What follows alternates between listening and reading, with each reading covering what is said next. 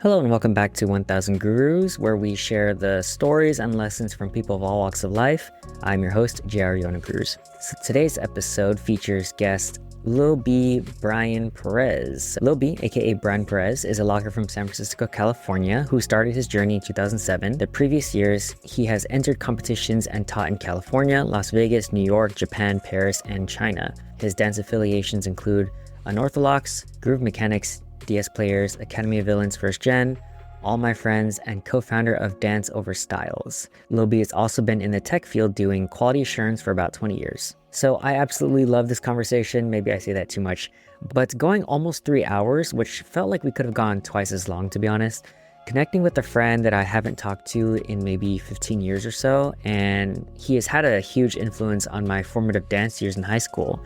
I've said this before in a previous episode, but there's something really special about reconnecting with someone from your past, as it's also a way to reconnect with your past self. At least that's what I feel like. Lil B was such a wealth of history, information, insight, and perspective, and it was such a fascinating deep dive into dance and specifically locking that we don't normally have the privilege of going into in this show.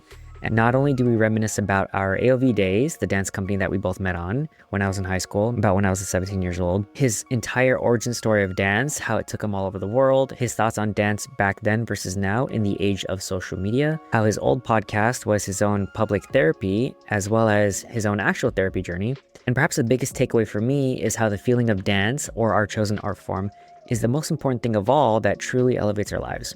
It was a wonderful conversation, and I'll definitely be re-listening to this over and over for myself, and hopefully you guys enjoy it too. So without further ado, please enjoy this episode with Brian Lil B Perez. Hello and welcome back to 1000 Gurus. Lil B, welcome to the show. Hey, thanks for having me, man. Yeah, thanks for being here. Man, we were just catching up real quick because it has been a minimum 10 years, but I want to say more because I was in AOV, when it started, and I was in it for a year, and then I would come back and, be with my sister, and we would talk here and there. But I want to say it's closer to like 15 years, if not more. Right? Yeah, I think so. Yeah. So it's been a while. I mean, we're connected on social media, like, Facebook and Instagram. So I see your posts here and there. But it's nice to have you on the show. Like I mentioned, this podcast, half of it is an excuse to just have old friends on the show and just catch up and memorialize this as something we can look back on. So I do appreciate you taking out the time and just being super down to jump on.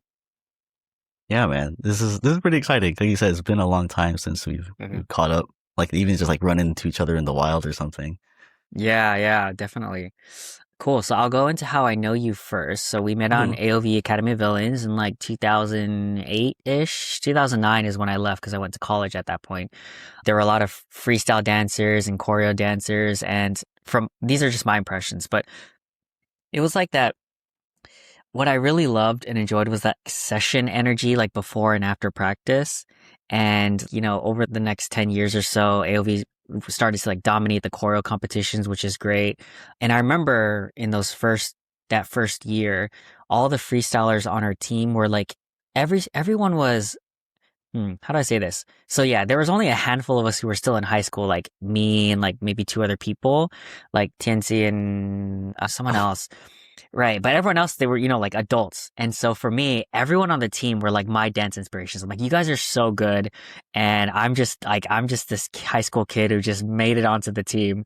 Even my sister was like way better than me. So I'm just like, oh man, I felt like I went into the deep end of the pool, but it was nice because being around people like you and everyone else who I looked up to was very inspirational and motivating for me to really like step on the gas. And I think to me, that translated to the rest of my dance career of having those sort of standards of being around inspirational people or people who are ahead of you to kind of motivate you to grow. And I think, as you know, growth is where happiness is. Like when we're pursuing something, when we see the progress, when we're around people who lift us up, that's kind of like the great place to be in. And so, yeah, I just wanted to give you that shout out and everyone else that was part of my dance experience like early on because I had just started dancing as well. And yeah, it's nice to see that yeah, go ahead. That was your first team? That was my first team, for sure. Yeah. Oh, like, man. I mean, my sister and I had freestyled and, we took dance classes in high school, but then it's like, oh, Supreme Soul Second Gen's having audition. Let's do it together. And we just drive there like in 45 minutes one way and I had like school the next day. And I'm like, okay, well, this is cool. Did you guys know anybody? No, we didn't know anybody. Oh my god. Yeah, yeah. Oh no, I mean, well, so I mean, like, my sister knew RJ and right, and like that group of people, Supreme Soul people, and so like it was that sort of. She was more in the community, and I was just the little brother who also danced, and then so we Mhm. joined after that. But yeah, yeah, that was so formative. And oh yeah, I was about to say, yeah, I'm. It's cool to see that you're still dancing as well, because it's such a trip because it just brings me back to my high school days. I'm like, dang, that's like Lil B, man. He was always one of my favorite dancers and freestylers, and you guys would go out to jams and just like, kill it. And so, as a kid, so proud to be a part of a team that you guys are on. So I'm like, oh, so that's just how I see you. So appreciate you. Any clarifications on your end and what you've been up to? No, just something I remember really wanting to share too about the conception of AOV was that CJ really had it of wanting to be a bridge of freestyle and choreo. And that was not to say it was unheard of back then, but no one else was really doing it, Right, right, especially in right. the Bay, right? And I feel like the loose people that he picked up, they were really just like either they're in their small groups and they were going to stay their course of just doing freestyle or just doing choreo. And it was really cool to see everyone basically struggle. Yeah, yeah. You know, I came in as a freestyle person, even though I had done choreo with DS players. And to this day, I'm still terrible at choreo, or like I'm bad at learning it and doing it. I'm great at Right, right, creating it kind of stuff. right, right. And it was a really hard year. I would like to say for everybody for Mm-mm. different reasons. Obviously, I really shined inside of like when we got to have those sessions. And that was really cool because, you know, the energy was make sure you get the choreo heads to start showing their stuff or start having Mm. like, yeah, just the confidence to do it. And yeah, really trying to bridge both worlds. And AOV was not, okay, when people talk about AOV now, they know it was really successful in terms of doing the competitions and starting the placing and then doing their big shows. But dude, before that, it was like chickens with their heads cut off, like just running around Yeah, trying to yeah. figure it out, you know? And I actually remember there was one time, cause I only did one or two performances with you guys. I didn't do the competitions, but I Right. remember one time CJ being super upset that they didn't place. And they were like, why can't we beat the choreo cookies? And stuff like that. I remember being like, it's because you're dividing the team. If you Mm. look at them, like they live and breathe this. It's in their name. You have to play their game and do it better. And your mixes need to be better. Mm. I remember like after that, just seeing like everyone just take it in a really different way. And then they started doing their thing. But yeah, I have a lot of fond memories of AOV, and especially like with you and MJ. I don't know if you remember, like we drove to practice together a couple times, like for like a Mm-mm. Yeah. couple weeks or months or something. And Yeah, there's we a definitely story I carpool wanted. with people. Yeah. Yeah, I remember taking you because I lived around here, the same area I'm living in now. And there's a story I wanted to tell you about because I remember I think one of the first times I drove you, I think we were just listening to music and my girlfriend at the time, Kana, was with us. And I was just listening to music and it was just like a carpool. But then after we got home, like from dropping you off and going to practice, like she was like, you should be a better, I don't know what the word she wanted to use, but it's like big brother to you guys Uh, of to talk to you and make sure that you're comfortable and if, you're excited for practice and stuff. And I was like, oh, because I didn't really see age like that. uh, You know what I mean? I didn't see myself as above you or older than you like that. It just maybe like mm. I could drive you guys. But she was more like, I think talking to me like, be more of a mentor. And I was like, I didn't know. She really like, was like, you gotta take better care of them. uh, that's very sweet. That's thoughtful. Yeah. And I didn't think I was doing anything wrong. But then, that didn't Yeah. really like, I didn't really understand that till a lot later of what being a mentor would be like or how it makes me feel. I love the idea of mentoring because I think I'm better at that than teaching. That makes sense. I feel the same way too. Like I've taught dance over the years and I've told people it's like teaching dance is great, but I love the mentorship more than teaching dance is like a medium to mentor people, to coach people, to help them get to where they want to be. But dance of the technical aspect of that and developing their artistry, like to me, that's fine, but that's not like what I really enjoy about that.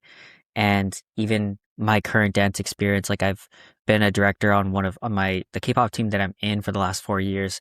And that is the part that I enjoy the most, is being that sort of mentor figure. Cause I'm like, man, I've been in the dance community, different dance teams for the last 15 plus years. Like I know how this goes, and I just want to make sure you guys have a good experience, even though there's this huge generational gap. Like I don't understand you guys at all, but I just want to make sure that you guys have a good experience, and ideally better than what I had, right? Like just to fix the things that weren't always the right way and making it good for you guys. And I think there's something very fulfilling about that.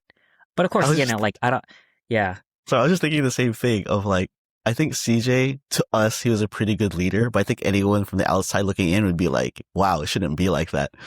yeah. And I think a lot of us in AOV, or like the AOV adjacent like teams, like the ones in Hawaii and stuff, I think they really took exactly what you said and was like, I could do that. I could do it better in my own way. Not, not to say like he did bad, but there's the things of having someone that was very open with us about frustrations and like the winnings and things like that, and how to treat and talk to people. That was like, oh, I could also treat and talk to people in a way that is conducive to like what I feel is good for mentorship.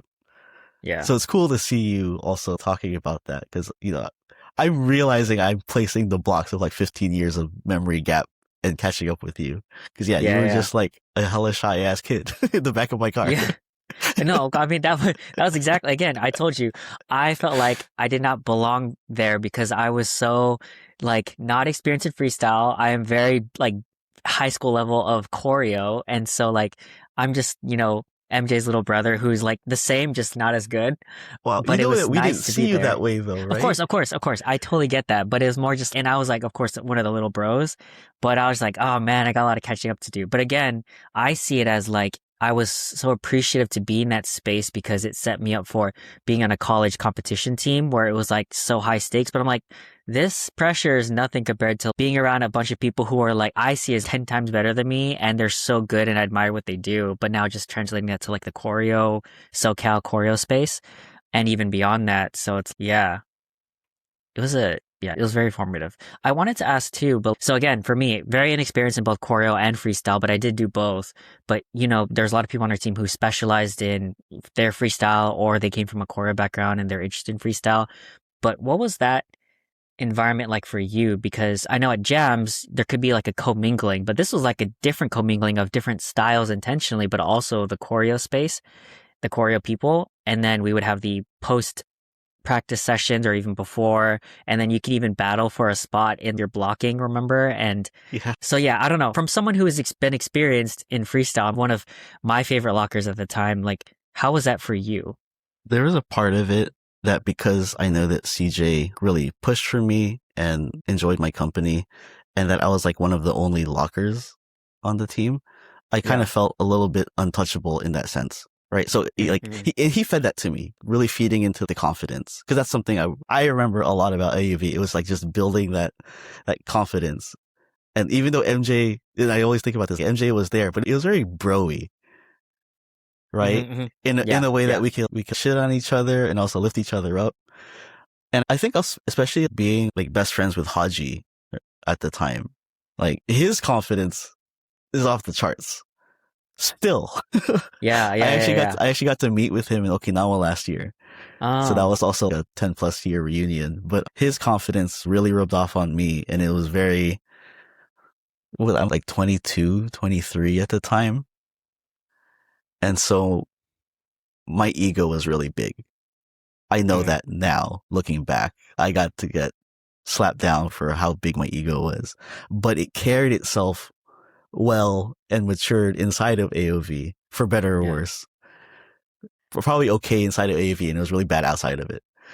I think one of the hardest parts was getting people to, like, there's foundations that you need for both, let's say for locking, popping, and house and stuff, but there's also foundations that you need for choreo, right? So actually, I think some of the hardest parts was like working with some of the breakers, because I didn't speak their language. Like, yes, we're both freestylers, but I'm like, I don't speak your language to help you understand where I'm coming from with my take of what choreo is. So it wasn't just this and that. It was like inside of this, there was like multiple facets of that. Right. Right. And trying to see, like, they thought the things that I do are like really cool and that should be highlighted. I'm like, I think I just dance. I think I'm just like the up top, like I'm just doing like, Yeah. nice, pleasant things. But you guys are the power heads, or you can be, those need to be highlighted. But how do we work these into making our little choreo together? Because that was something that we would do too, right? He would just like pair up a bunch of different groups and be like, make something. Yeah. Do some blow up or some sort of thing and show us at the end. Yeah. Dude, some of those were so dangerous. Yeah, for sure. For sure. That danger has carried over the next 10 years beyond that. They would just throw themselves and like, dang, y'all are crazy. Yeah. And I was going to say too, I think when I'm looking back now, like you and like TNT, like especially the youngest guys, like your presence was actually, when I'm looking back, it's really big for us because it was kind of told to us too, make sure that you're like showing them everything that they could do. And I think especially for me at the time, my best way to show like you and MJ, like what I could do was just to dance the way I do instead of talking about it so much. And I felt like a lot of the other guys like my age felt that of like, they're watching when we have our sessions. Just go, just do it. Cause this is the part that we're good at. We sucked for this past hour, I mean, it showed because at least for me, I was watching every single person. I distinctly always remember this. When we'd freestyle and everyone's amazing. And then as soon as CJ comes on and he starts freestyling, everyone stops and we just watch and we're just like, what the, I don't even think I dance anymore. It's so crazy. And so, so for CJ, that was like his level and his tier. But for me as a 16, 17-year-old, that was also my experience for everyone else there who were good at crumping, locking, b-boying, everything. And I'm like, dang, okay, I'm just like a sponge. And even though it's very intimidating to be a part of that, but you're right. It was very bro culture. And so everyone was really nice and supportive, even despite all the shitting on but I think also too, because I was younger, people don't really give me shit. I was just kind of there, and which is cool too, because it's like, oh, I get to enjoy you guys shitting on each other, but no one's picking on me because I feel like that'll be like, maybe I'm just a kid. I think so. Too.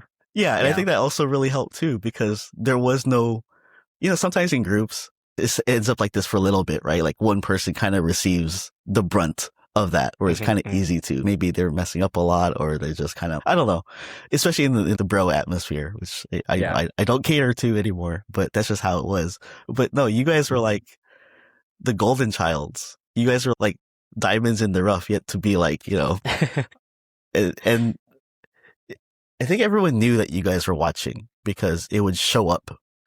It would show up at the next practice or the next session, and you would just be like, they're getting better. Where like some of us, we don't know if we're getting better, especially in the context of what AOV was. Like me and Haji would talk about, I'm improving my locking, I'm winning more battles, but like, I don't know if I'm actually doing anything here. And I remember most of the last year that I was in AOV, I wasn't even actually there so much because I was traveling a lot.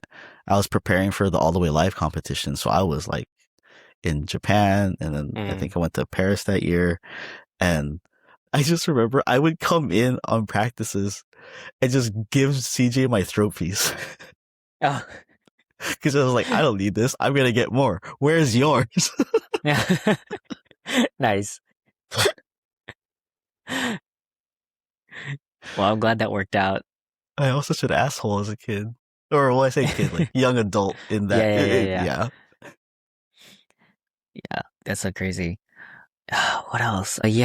I think that was mostly it. And then I know, well, at least for me, so, I was in college and then I was dancing with Kappa Modern for a little bit. And then I would always see all the choreo. And then I would go back home and visit my sister. She would give me their lowdown. And she's like, yeah, it's basically like a military boot camp now. And I'm like, that's crazy. I don't know if I could ever do that. And so I never knew. I always thought that I would move back home and then rejoin. But I think at that point, I knew I wanted to stay in SoCal. And so I never really rejoined after that, which was fine because I'm like, okay, they are too hardcore for me now. It's nice to have been there in the very beginning, but then afterwards I'm like, okay, I don't think I can hang at that level anymore. And I think I was also not really into competition dancing anymore. I wanted to go back to freestyling and whatnot and just doing my own projects. But it was cool to see them really have a vision and then execute on that and then do really well for the next 10 plus years. Yeah. So that was really cool to see. And then everyone else who, wasn't a part of it, Eddie and going on to do all of the crazy stuff he did. And then everyone else who does all the crazy dance stuff. Like, it's just cool to being like, man, I used to dance with these people and they're so crazy good. And they were huge inspirations of mine back then and even today. And it's crazy, like you're saying, how you guys were the role models, but then how that can really have ripple effects to people later on, depending on how your presence is around people. I think maybe that's a big takeaway or something to underscore that I think is really important. But I don't know if you had any thoughts on the rest of your AOV experience or anything post that. Yeah, like I said, having to think back on like how broy it was, and it didn't feel bad at the time. Yeah, I don't think it actually was. I don't think we were like womanizing or being those kind of dudes. But I did think a lot of, did we kind of start something that among all of us that started in that first year? Yes, we were broy, but I think we were all pretty kind-hearted. We're not the type to mistreat people. But I think the way that we were, like the way that we joked around and stuff, maybe kind of caused that ripple effect for the following generations. It's something I had thought about, you know, because I think that's something I checked CJ on a couple of things, right? Like how we would speak to people or the frustrations or like how we should focus on more on choreo if you want to win. But I never really checked them on like, we shouldn't talk to women that way, and because if we were to do that to each other, it's a joke that we all understand. We're all in the inside joke. Right. It's context. Yeah. Or, one of my first memories of Haji was, it was a Daily City battle and there was like an early cipher going on where everyone's just getting warmed up, getting cipher. And Haji walked in with two of his hot friends, and like just in his zoot suit and just walked around in a circle, let them go and started killing it, right? So that kind of like confidence and character. Okay, I was going to say that's just a character, but like he's actually like that. But like, I think that some people really liked that aspect and wanted to be about that, but that's just more for the public view. And that was just something I thought about because one of my dance crews now, Dance Over Styles, is actually before COVID when we were practicing a lot together, like once a week. It was actually mostly women. And it was one of the first times I really had to think about, I want to make sure that this is a safe space for you and that you can be open, you can be vulnerable, because that's a lot of what I'm about when we come together and we dance and we session. Like, it's not just, hey, learn these moves. It's how you've been feeling. Don't tell me, show me, but I can only have that kind of like atmosphere if I'm making sure to like, you are well respected here. You are safe here. No one's going to touch or disrespect you. Like, yeah. And that was just something I thought about a lot when I go back and think about my journey, especially with AOV. Yeah. Thanks for bringing that up. I feel the same way because, again, just to recap, with AOV in those early days, it was just mostly us guys and then my sister, and it was generally like a group of friends sort of space. And then now for me moving into college on a collegiate dance team, it was very much as you'd expect, right? Like half girls, half guys, and it's the normal sort of college dynamic, and you have your problems here and there, and you have people getting up to shenanigans and whatnot. And then so I started the K-pop team at UCI. And so it's like in K-pop cover dancing, it's mostly girls or women. And then so as I started my next chapter I joined the UCLA K-pop dance team 7.5 years ago now. And obviously this was like my resurgence into dance, and I was already 27 at the time. And most of them were like college students, so 18 to 22. Again, mostly girls, mostly women. And then so I guess one of the biggest things for me was now knowing what I know and being in these spaces, and how it's just unfortunate that whenever there are these sort of problems of, Me Too, but also just like in general how things turn out, it's always like just a couple, like one or two guys who just ruin it. I mean, it's a very complicated issue, but it's like it's most likely going to be a guy who fucks everything up. And so I guess for me being vigilant of, I want to protect this space for these younger people who some of these people on the team, they're like, man, I used to watch you guys in middle school and now I'm in first year in college and I want to join this team. And for the most part, it's a safe space, but there's 5 or 6 guys there. And I'm like, okay, I need to make sure that we protect this space and nothing goes off the rails. And so that's why I joined the leadership position, not really because I love K-pop dance, but it's more of as much as I can, I want to do my best to make sure that they can do what they enjoy because I've seen it happen in college and I've seen it happen throughout here and there. And it's always just a handful of people just mess it up for everyone. And even people, I don't, maybe this is like an insider thing, but the guys in the K-pop cover scene, there's so many of them who are just like, I don't know, there's a bad rep. They're just problematic because there's always younger girls and then older guys. And I'm like, okay, look, I can't control the community, but at least I can help maintain as much as I can this space to be like safe so that they can do what they enjoy. But that's such an active process. And then it's just once you, I don't know, unless everyone's aligned on that, it can just go off the rails. But it's also a college team, but I don't know. Hopefully that gives enough context for me, but I'm like, that's just what I'm trying to do. But now I'm going out of it. It's your guys' problem now, but hopefully the culture maintains, moving forward. Right. Yeah. So Yeah. The reason I brought it up is like, I wish that was something that we had collectively thought about and acted upon in those early formative, I'm a young adult. You're not even like out of high school yet. But if we were already thinking about those things and talking about it in a way that was going to be conducive to like the community that we're in and the communities that we'll be a part of, and then whatever AOV or all of our other, connected groups will be doing, like how do we make sure that we're creating these safe spaces and being able to call in or call out whatever we need to when it comes to like problematic guys, really, because a lot of us were, again, very broy, very young, we thought we were mature. Some of us thought we were mature, but we were very immature, especially, yeah. So like even when like the Me Too stuff happened, like that was a really like reality check, and me also just being like, is my name going to pop up somewhere for something that I didn't realize that I had done? Right. And it was scary in a way of not like, oh, I got caught on something, but scary in a way of like, I should have been already doing better, because I've always wanted dance to be as safe as it could be, because it was my safe space. Growing up, I'm like the short Filipino kid in Daly City. I'm picked on by everything and anyone.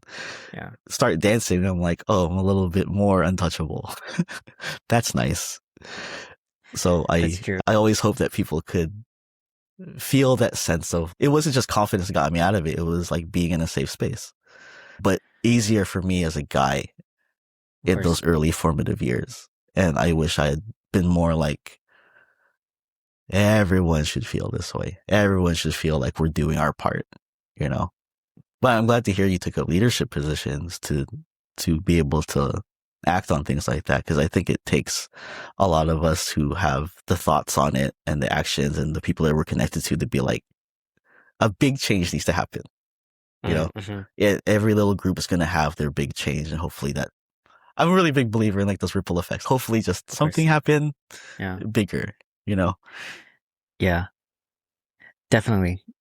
Thanks for sharing your perspectives on that. And I think it's very insightful as well. It's something to think about as we move forward. And for anyone else who's listening in dance spaces, I don't know if you know Arnel Calvario, but he's also a big proponent of that. We had him on the show. And, I'm glad that people like him are really active in trying to keep and maintain those safe spaces so that future generations can have the ability to grow in those spaces and not be tainted as much as possible. But it's such an active process, right? Everyone needs to buy in on this and actively maintain this space. Everyone needs to do their part to clean up a little bit. And I think that's always going to be a very important part of our dance communities. I'm so glad you know Arnel. Arnel is a national treasure, dude. He is. It's crazy because obviously he's our Cabo Modern's Yoda, but I never really talked with him. I knew him and we had chatted in passing and stuff like that, but it was such an honor to have him on the show to really dig into his story and really connect with him. And he has so much generosity of spirit. And it's those things where you see him from far away and you're like, okay, he seems great. And then you meet him and you're like, he is actually really amazing. And so I really appreciate people like him, and him especially. Yeah, he's definitely one of my inspirations. I always give it up to him because I think everyone in SoCal knows him for who he is. right? Especially with like Kaba and all of that stuff. But a lot of us also know him as the biggest fan of locking, like Yeah. the biggest. Yeah. Like anything that Don Campbell was a part of, or with Tiff and Donna, he was there. He Yeah. loves it, and I've Yeah. always loved. I love him, but also always love that about him. He's just like such a. It permeates from him because I love this stuff. I love you Yeah. guys. This is crazy. Yeah. Yeah. Arnel's amazing. Ah, I gotta reconnect with him soon. Maybe have him back on the show. Because even just digging into, his 40 plus years of dance experience and being in the community and history, seeing it over, it's like in the best possible way. It's like opening up a history book and you're like, wow, none of these things, obviously, we try to teach history as much as we can because it's so important. And then when you get to speak to someone who was there and who has that sort of that perspective of how things have changed over the literal decades, I was so fascinated. I'm like, I can talk to you for hours and just pick your brain and get how you see things and how things have changed. And that's fascinating in itself. But even just being around him and getting his insights and his perspective and just being inspired by him and how he thinks and what he's currently even still doing to this day is so great. So hopefully more people can take that away and be that sort of Arnel in their own space, I feel like. Yeah, You know what I mean? I agree. Yeah. Okay. So is there anything else that you want to touch on before we get into your own personal origin story and your kind of life trajectory up until now? No, I'll just kind of leave it to you at Yeah. this point. Yeah. I mean, it was good reminiscing and catching up again. I think I said what I've said. It's you were a huge inspiration to me, everyone else in our AOV like first gen fam, and nice to see people are still dancing and generally doing well. Yeah, and I think it's just I look back on it fondly with a sense of like pride in a good way to have been a part of that and to have been like connected to you guys. So just wanted to leave it on that. Okay, so origin story, life aspiration, career trajectory. So Brian, Lil B, Perez, where did you grow up and what were your biggest influences? So I grew up in Daly City, California. Some people would say it's like a little Manila, but so it's With all Filipinos everywhere. Yeah. all the rice, the fog coming from the rice cookers. Yeah. We're the home of the first Jollibee in America. Really? I didn't know that. Oh, yeah. Yeah. I was there. Interesting. Oh, really? You were Yeah. there? It was a historical event. It was a That's historical crazy. event for the Philippines in Yeah. Daly City. Yeah. That's crazy. I didn't know that. I mean, that's a good, I don't know if I wouldn't have guessed, but that makes a lot of sense. Cause I'm like, okay, what, Milpitas? Like, I don't know, like somewhere else, but yeah, that makes sense. Yeah. I don't know why. It was like it was like 5 blocks from my house. Oh, okay. Dang. Yeah. Okay. It's Daly City. So I didn't really grow up. I won't say I grew up dancing. I was around a lot of music because my dad was a musician. He played guitar. He played in bands. So I was around music a lot. I like to sing. Dance was just kind of like always a part of my family in a sense of like Genetically. yeah. And also, I'm growing up in like the early 90s. So they're just playing like Michael Jackson like all of the time, So and anytime I see like dance inside of like a Disney movie or like the Goofy movie, I'm like that. I'm going to be Max. That's who I'm going to be. So it was always just like a little bit like around me, but it's not like I took up like breaking or something. I didn't like, I was like, oh, I want to learn how to like swipe. I of course I did, but then it didn't end up being my calling. And I'm going to say I actually got into Dance Dance Revolution. My first, That's right. before, I was about to ask. I think my sister told me that. She's like, oh yeah, like Lil B used to do DDR, and I was like, oh, really? That makes a lot of sense. Because my sister was also big into DDR too, I think. Yeah, that was like, to me, my origin story into dance. Because I got into that right before high school, and it was a part of like my whole high school experience. Not at my high school, but I had the DDR community, the General NorCal DDR community. And so I was like 13, 14 at the time. And I'm going to like Sunnyvale and Milpitas. Like I even went down to SoCal a couple of times without my family knowing. How did you manage that? As a high school kid? Yeah. So I had a lot of, like you said, when you came into AOV, like you were the young head. Like I was one of the young heads inside of DDR. And I feel really lucky now looking back and thinking that there are a lot of these people that were like 18 plus, like 20 something plus, who were taking care of us. Like they would take us to the arcade. They would just make sure like we ate and stuff. And it was a very safe environment. And I think that was really conducive to the way that I thought about communities, later in life. But they really took care of us. They weren't like drinking or doing drugs or like anything like that. And like they were like full on adults. Like they just wanted to hang out, be at the arcade or be at their house that had a DDR machine, and that's all we would do. Like play games, just hang out. We were in the fighting game community. There's a lot of arcade things. So it was more like the arcade stuff. But DDR was also my huge launch into, I like to freestyle.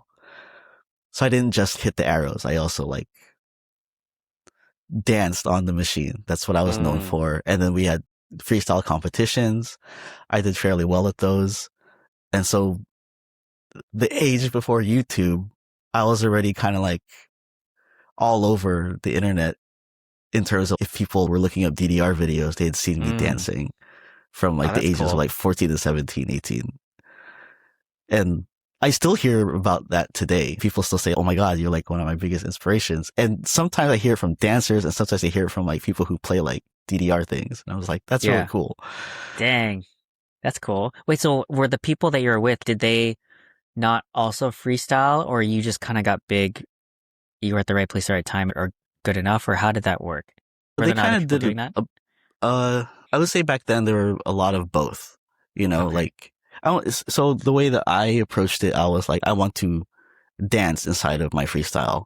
Or like maybe some of the older guys ahead of me were like, yes, they would dance, but sometimes like I just want to do it smooth.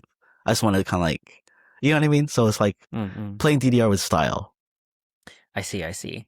So seeing that, there's a lot of different inspirations to get from when it comes to it, Yeah. And there were a lot of competitions, like both in NorCal and SoCal. And luckily a lot of that got recorded and then footage was uploaded. It was actually hard to find on YouTube for a long time. I think they're all there now, but like before it was just like a website. Maybe you could download it. Yeah. And then I also ended up working for Konami when I turned 18. So I actually made the arrows for DDR. Oh, that's crazy. Yeah, I did that for like 4 years. Oh. And what do you mean by made the arrows? Was it manufacturing sort of, or? Oh no, sorry, not the steps, but like I helped like program. Like program, okay. Or like a choreograph or whatever you want to call it. That's like, that's crazy. Yeah, we made the step charts.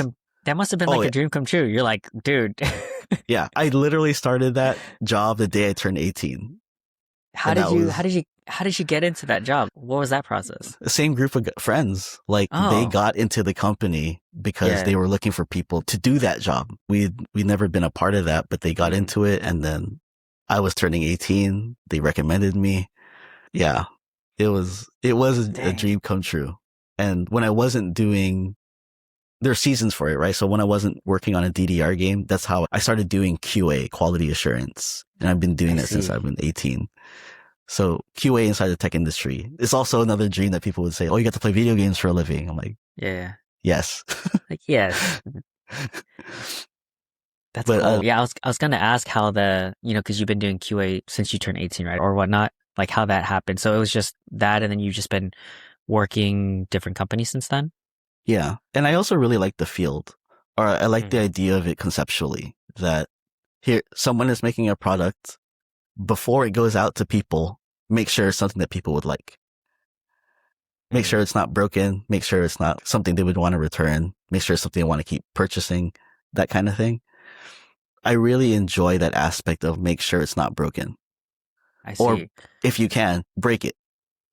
Because if you can break it, you can make it better. And if you can break it, obviously the consumer can break it as well, right? Exactly. Like maybe, I always like to think about testing as like, I'm going to test it as a super user, like a person who wants this to be broken. So they're going to find a way to do it.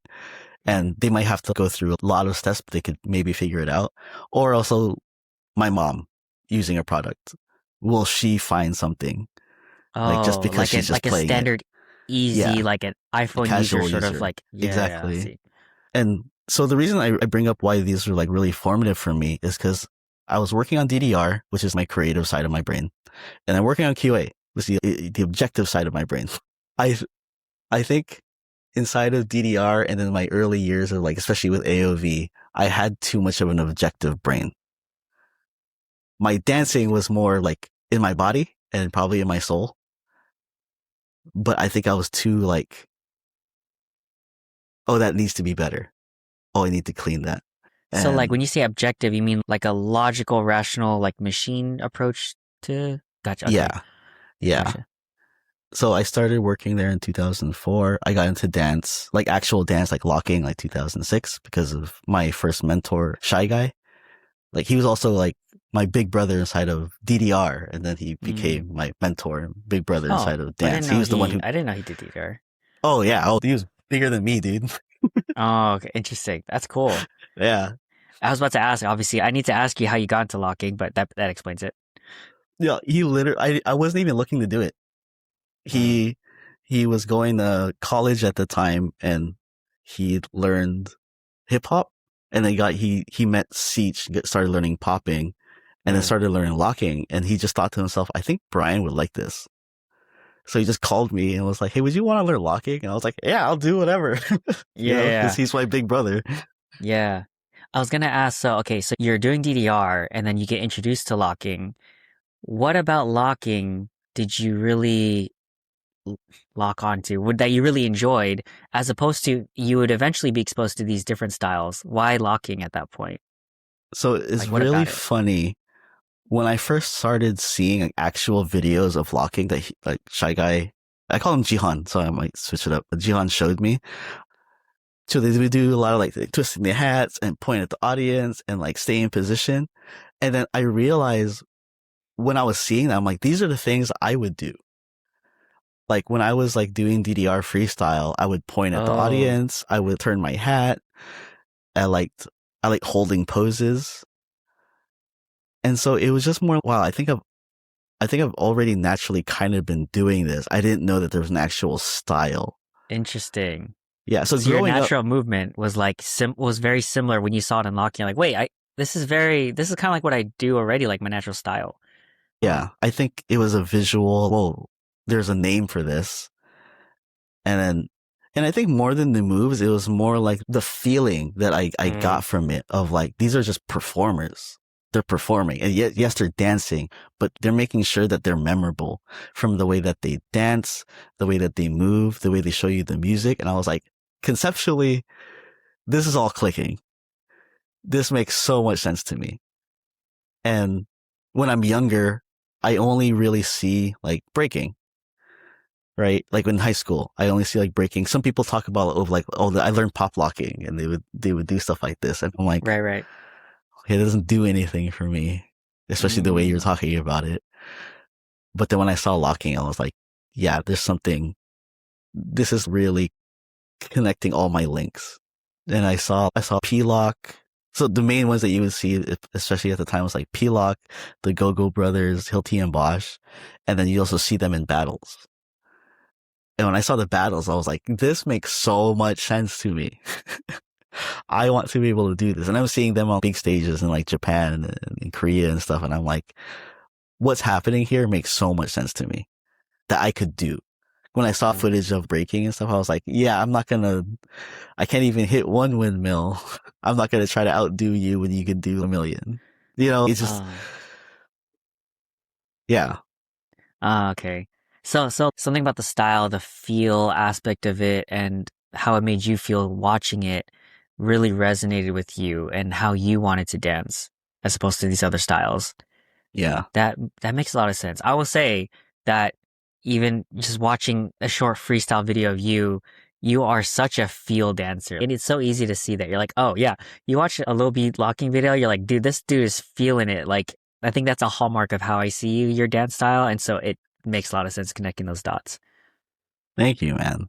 That really, like, it touches me to really hear that because I think that's something that I had to, that was a big part of my journey to understand that about myself. Yeah, because I think especially during that AOV year when I said I wasn't really a part of it and I was coming in and out, like I was doing a lot of battles that year. Like 2010, I think I counted like I did like 45 battles. Wow. That's crazy. Yeah, that's more You, than one a weekend for a year because sometimes there was like two or three during a weekend. yeah. Why do you think you were so hungry? What was the motivating thing? Made So you push harder? for that one in particular in 2010 was the Go-Go Brothers were going to come to All the Way Live in Fremont. So they were going to, we didn't know why they were coming. I mean, Like what? they were Like like why? they were invited, but then Right. like I didn't know if they were gonna like judge. But then like they Mm. announced judges, so I'm like, they're not gonna judge. Are they gonna battle? What's Yeah. gonna happen? Yeah. But they just ended up performing. But I went that whole year, like starting from like December, because it was gonna be like in October or something. That was like, if they come here, I want to defend Fremont. Oh, okay, You okay. know what I mean? So you're Like I want, preparing for battle. Oh, okay. yeah. I was like, I know they're the best, but I would like to not let them take it from our home, you know? Ah. Did you So feel like I at that was, point you were like it was like you were close enough that you could kind of fill the gap? no, Or not at okay, you're just all. like, let me just do my best. Yeah. Okay, okay. So I traveled as much as I could. I went down to LA a lot that Uh, year. Like I would just take uh-huh. the drive and just be at Homeland and be with other lockers and poppers and try to meet the OGs and just train. I trained my ass off that year. And I think it was like a little bit during that, but afterwards that, oh no, it was actually the day of the battle. So I grew up religious. I grew up in a Catholic household, but I never Hmm. really felt touched by God or like in that way, especially through the art. Mm, But during that day of All the Way Live, I felt like I was on autopilot. Like mm. I just was going. It was weird to say. I felt like I was kind of like watching myself from a distance, and I felt, Like in a flow state, sort of. yeah, but it was like the Yeah. whole day. I woke up, Uh, like I knew what trail mix to grab. I knew what clothes to grab. I packed it all nice and neat, which I don't usually do. I drove there and I was like, I should pick up Subway. And I would go pick up Subway and I would just like periodically take a bite every like half hour. It was weird. I was just like, this is so unlike me. But I kind of felt during it, like during the whole day, I'm like, I think I'm like hearing or being moved through God. And I used to say like the God, the universe, and now I'm like not so shy to just say like I think it is kind of God pushing me. But I'll still say universe because that encompasses, you know. And so that was one of the like the turning points for me to be like, you know, what is dance for me? What am I feeling? What am I going for? Like physically, how do I feel about it? Like mentally, like where am I? And then especially emotionally. So I don't know if you knew this, but so I think I met you 22, 23. I lost my dad when I was 21 to cancer and I didn't handle it very well. Like looking back, I think dance was my escape. I know I said that, you know, early on dance was like a safe place, but that's also when I was yeah. like in high school and stuff. I was like, oh, I can kind of dance. I can do things. But inside of going into DSP or especially going to AOV, that was more like a kind of an escape route just to not deal with my feelings. I know that now because I've done a couple of years of therapy, like primarily on that subject. But looking back, I was really lucky that I had all of you guys that just kind of fed my hungry ego, which was hungry because I didn't want to deal with the loss of Mm, my father. yeah. So when it came to understanding my dance and my art emotionally, I felt like it was the closest that I could be to communicating with my dad. So like when I say like my dad or like God, the universe, it all kind of ends up being very similar to me of like just reaching out to the cosmos of this is why when I point, I feel like a ray of light coming from my finger going to as far as it Mm, can, you wow. know? Cause I used to say that about locking. Like when you train locking, like point to the very corner of the room. And what's interesting about that is the OGs also carried a similar concept. I just didn't know. But then, you know, I had that too. And I don't know, just something about performing or being a performer inside of locking. Cause I feel like that was my art form, right? Like my dad's was playing guitar and singing. And I've seen him in his space for like my whole life. And then I'm like, I think this is mine where I feel like I can kind of be like that. I actually haven't thought about these things in a long time. Mm. So yeah, I think it's a different spin on the context of what I was going through inside of AOV. So that machismo kind of stuff and like being with the boys was also always just be like, don't look at me, but look at me. Yeah. No, I feel like thank you for sharing. I didn't know that. Sorry to hear that, but it makes a lot of sense and it gives a lot of context and color. And I will say that I feel like a significant part of us have similar experiences where dance is kind of our creative outlet, something that we can direct our energy towards, whether it's we're trying to put something away and not deal with it, or just being in the moment because we're so in the zone. And you know how they say that when you are present in the moment, that's when you are, all the positive emotions are in the present, whereas all the negative emotions are future or past. And so when we're in the zone, we're in flow and we're like dancing and we're in the moment. Obviously, we're happy because we're in the present moment. So that could be seen as, like you said, a positive thing or a negative thing. It's like not dealing with our problems, but at the same time helps us to get through it sometimes because it forces us in the moment and just being aware of the present. So yeah, I really like that. So I guess going back, so you were hungry, you were doing all these competitions, you wanted to defend Fremont. You mentioned that day you were like in super flow. I'm curious now, so how did that day turn out? What was the recap of that?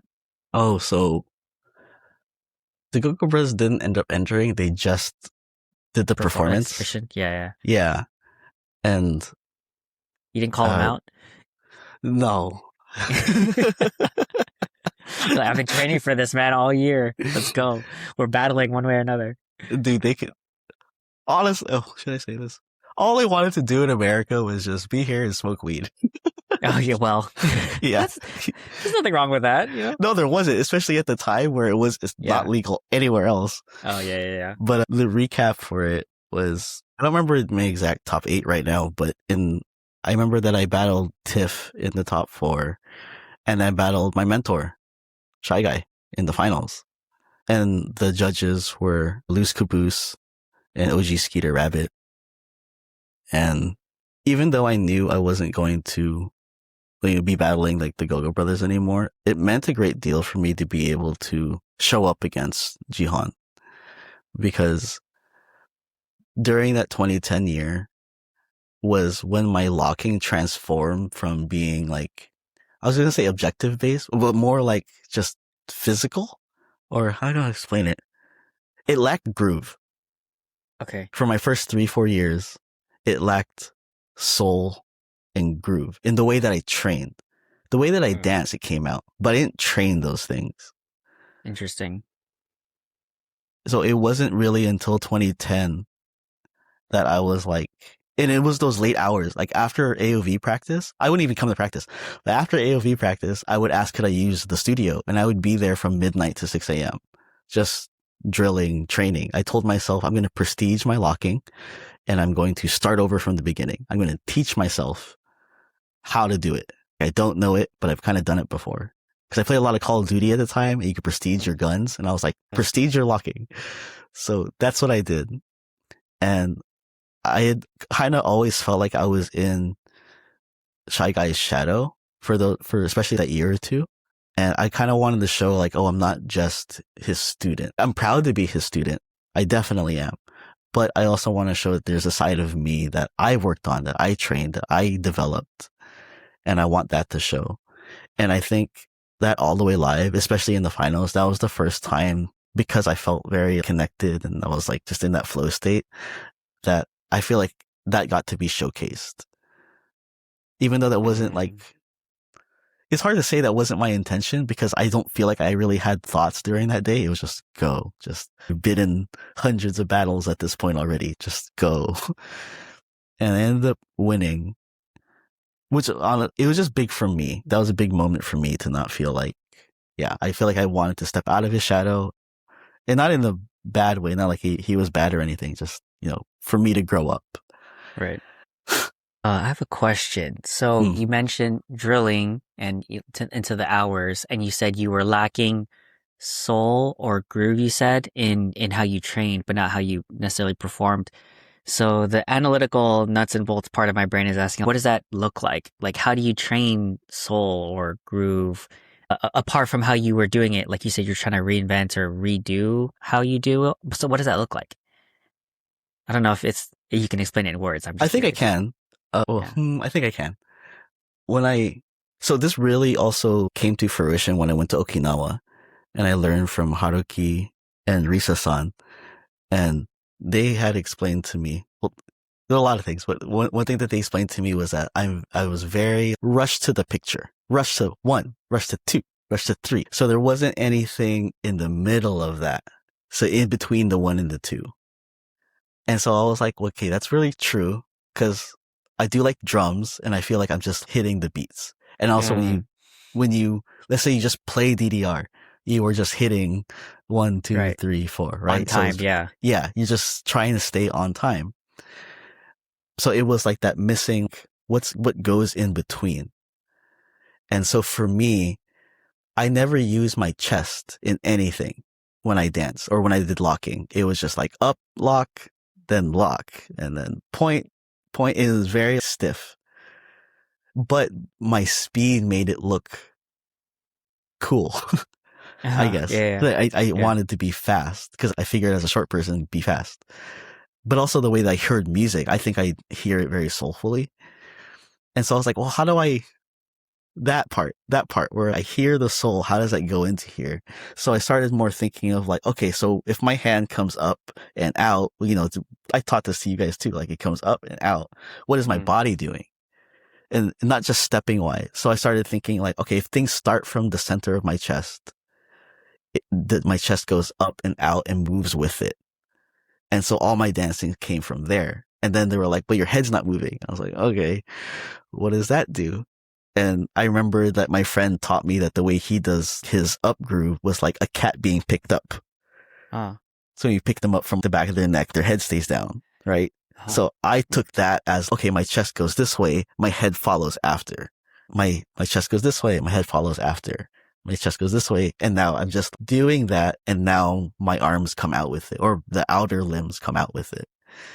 So it started being more about locking was on the 1, the 2, it was just picture frames. And now I'm like filling in that middle with this movement of like, and it comes from a specific place. For me, it came from like the middle of my chest. And that's what ignited my hips to want to move with it. And then my head and my neck and my shoulders, everything started functioning. I learned about body control better from having that. Even though I'd been around Haji for years, he couldn't explain to me what body control was. He just had great body control. But my body control came from, I'm in a state of flow, not really flow state, but my body's in a state of flow. And then I stop it or I push it or whatever it is. And that was something that was not taught to me in, my first 3-4 years, especially even being with DS players and AOV. It was just locking is the picture. I guess you could also say like, it's like a coloring book. Like here's the first page, here's a lock, but now I'm going to color it in. Oh, I like that. That makes a lot of sense.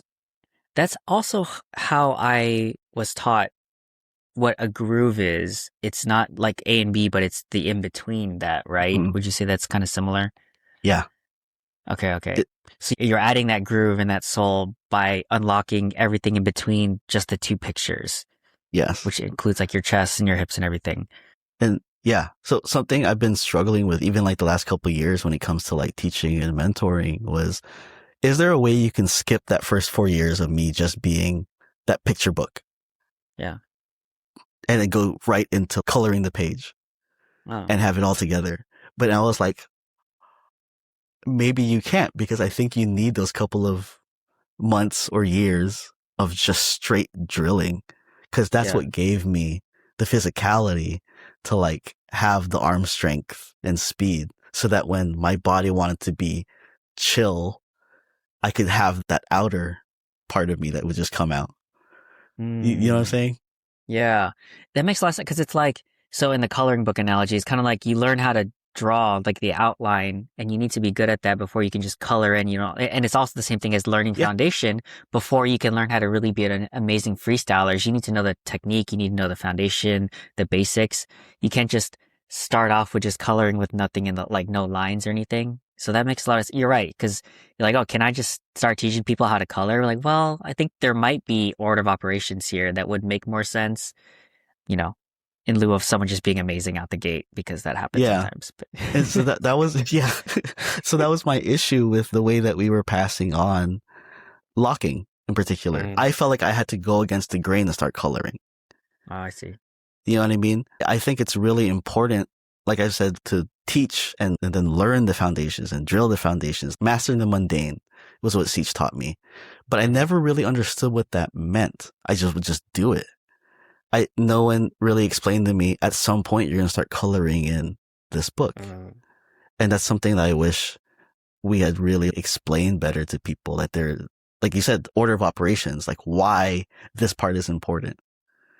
And I didn't even know it at the time. Even when I was teaching, I was just like, this is what locking is. Here's the picture, you know, get into the picture. Yeah, that's cool. Yeah, I love that analogy, and that's something I'm gonna mull over for the next few weeks. Me too. The coloring part is really good. Yeah, because I'm thinking about that as I'm currently pivoting back into my freestyle sort of era as I kind of get out of the K-pop cover dance community. Now I want to go to dance sessions or clubs or something like that just to learn how to enjoy dancing, because that's where I'm at right now, and like learning. I have a lot of technique and foundation of what I like doing, but now it's just like I want to enjoy dancing no matter what the technique is, and just using what I have. And then, I know eventually I'll get into maybe taking classes or learning more foundations for things that I want to learn more of, like house or something. But that's kind of where I'm at now. A friend of mine I just interviewed last time, he was like, he's really big on the joy of dance. Some people just do it and they don't even know why they're dancing anymore. And he's like, what's really important is like why you're doing it and how you feel when you're doing it, because what's the point otherwise? And so I'm like, you're right. I think that's why I'm trying to be like, I want to love what I do. I want to enjoy, like why I got into dance was to enjoy it. And now I feel like I don't. So let me be intentional with that. I think something that I was talking about, that's what my podcast was about, actually. Let's Talk Locking. Yeah. It ended up being more about this. And then the way I was conceptually kind of teaching for a couple of years was like, I wanted to teach and cater to people who've been teaching. Because exactly what you described, a lot of us go through this falling off of, why do I dance? Where's the joy? Even if you get to that question, it's just, because you're thinking so differently about dance, movement, teaching, because you're trying to pass something on. And I think it's easy to kind of forget you're also trying to share the joy of it. But it's also because, I don't know, there is the joy of it, but also sometimes just no emotions, just work. Yeah. Because you definitely need that for a little bit at some point, right? You just need to drill down and do it. But I've seen a lot of dancers, a lot of teachers fall off from the art because of not really having anyone to be like, let's come back to you now. You gave so much to your students. What about you? They were hungry. You fed them. You're hungry. What do you need? And I think that's really important to give to people and share with people. Make sure you kind of think about yourself too. Remember to go back to yourself. And then my teacher, Luz Cabuso, always say, remember what it was like when you first started dancing. Remember how fun it was. It wasn't about the frustration. It wasn't about, oh, I can't do that. It was like, I want to try that. And the other thing too, and this is like advice for you too, when it comes to going back into it. And I think something we don't talk about enough in dance is that it's about the music. Your connection to the music. Without music, there is nothing for us. Yeah. You know? So give it up to your DJ, like find DJs that like resonate with you, find music that resonates with you. Sometimes it's not even just about the people and the vibe, because you could be that person in the vibe. You might be the one who's like bringing it to that room, but it's because your connection to music. And I think that's, again, I think it's something that we just don't really speak on enough, especially inside of, well, at least what I'm part of, inside of like the locking culture, like what music, why this music, and how do we introduce new ones, or like what makes you feel like you're going to go all off today. And back then I would be like, dude, if you play J-pop for me, done, but no one's going to play that. Like, well, it has to be James Brown. But I was going to say, I didn't get into this until I was 30, but I got into raving, and that has been amazing for my reconnecting to my joy of dance, of just being a person who dances. What part And of raving, when you say you got into raving, what does that mean? so I started going to festivals, Going to and festivals, okay.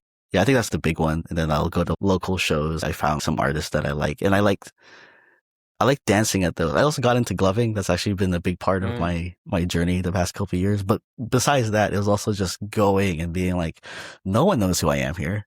Cause I spent almost 20 years being inside of communities where now everyone knows my name. Now everyone knows yeah, my yeah, yeah. face. And there's expectations sometimes, whether that's good or bad. I've had all of it. And so it was also nice just going to a place where I'm like, wow, it is just about this environment of this music and everyone be free. Whereas in dance community, it was like, here's music, which y'all got. Yeah, yeah, You know what yeah, I yeah, mean? yeah. Yeah, definitely. I get that. It's like, yeah, that's kind of also why I'm gravitating towards, telling my girlfriend, like, can we go clubbing this weekend? Because I really just want to go to a place where there's not like there's that pressure of having to dance, or like at jams or sessions where it's okay, everyone's working on something and skill and you get to meet people and whatnot. But just going into those spaces for you, raves, and for me, it's finding these events where yeah, I just want to dance and just enjoy the music and just not have to be anything for anyone and just like, isn't that the whole point is to enjoy that? And so, It yeah, I is. love that. It is the whole point. And like I said, sometimes as teachers, we'll forget because we're putting something else ahead of that. Yeah, yeah, because it's a different intent than what you just said. Like when we started dancing, that was a different intent than when we're trying to teach and pass along what we've learned, right? Mhm. I like that. I don't know if you have any thoughts, but I wanted to ask you. So now that we zoom back, so you mentioned your career trajectory, but also your dance career over time has, well, it's evolved over time, but I wanted to ask if anything came to mind specifically how it has. So I mean, you mentioned the whole learning the soul and the groove of it, and then you're going to raves and then gloving and whatnot, and then your day job career sort of thing has also it's been consistently QA and whatnot. Was there any other big inflection points for either of those paths that you want to throw out there? Relationships and friendships, I think, are huge, huge in all of that. The people I surrounded myself with, the relationships, like dating wise, that I was in. Because the reason I say that is a big pain point too was that was a lot of growing up and needing to mature because of that same thing I told you when I was using dance as like my escape to deal with things. That means I also wasn't dealing with it inside of relationships where it was really going to be important to understand myself. And if I have a short fuse, why I was having a short fuse, like it could not even be anything part of the relationship. It could just be me and my dad, and I don't know.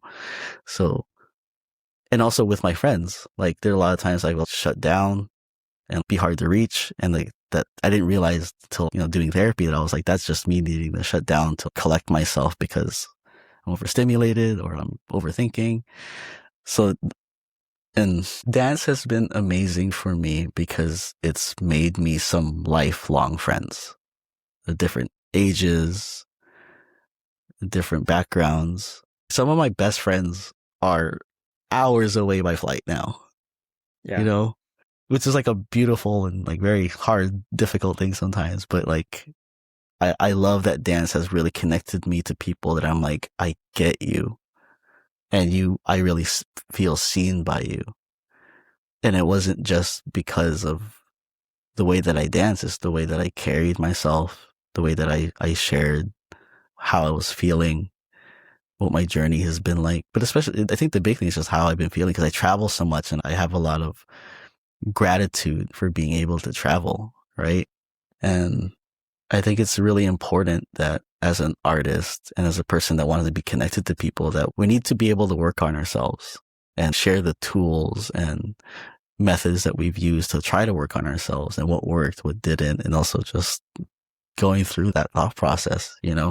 So when I was doing the podcast, it was really an open public therapy thing for me and Kaistar. And I think the other big point inside of all of that you were asking, I think me finally going to therapy like 4 or 5 years ago Hmm. was such an important step for me.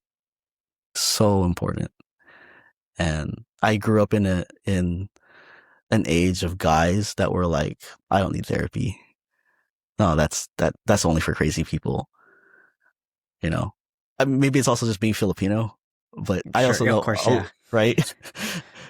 Which is crazy because a lot of my family is inside of the health field and they would still Uh-huh. be like, no one needs therapy like that unless you have Yeah. something, I'm like, no, I needed it. I didn't know that.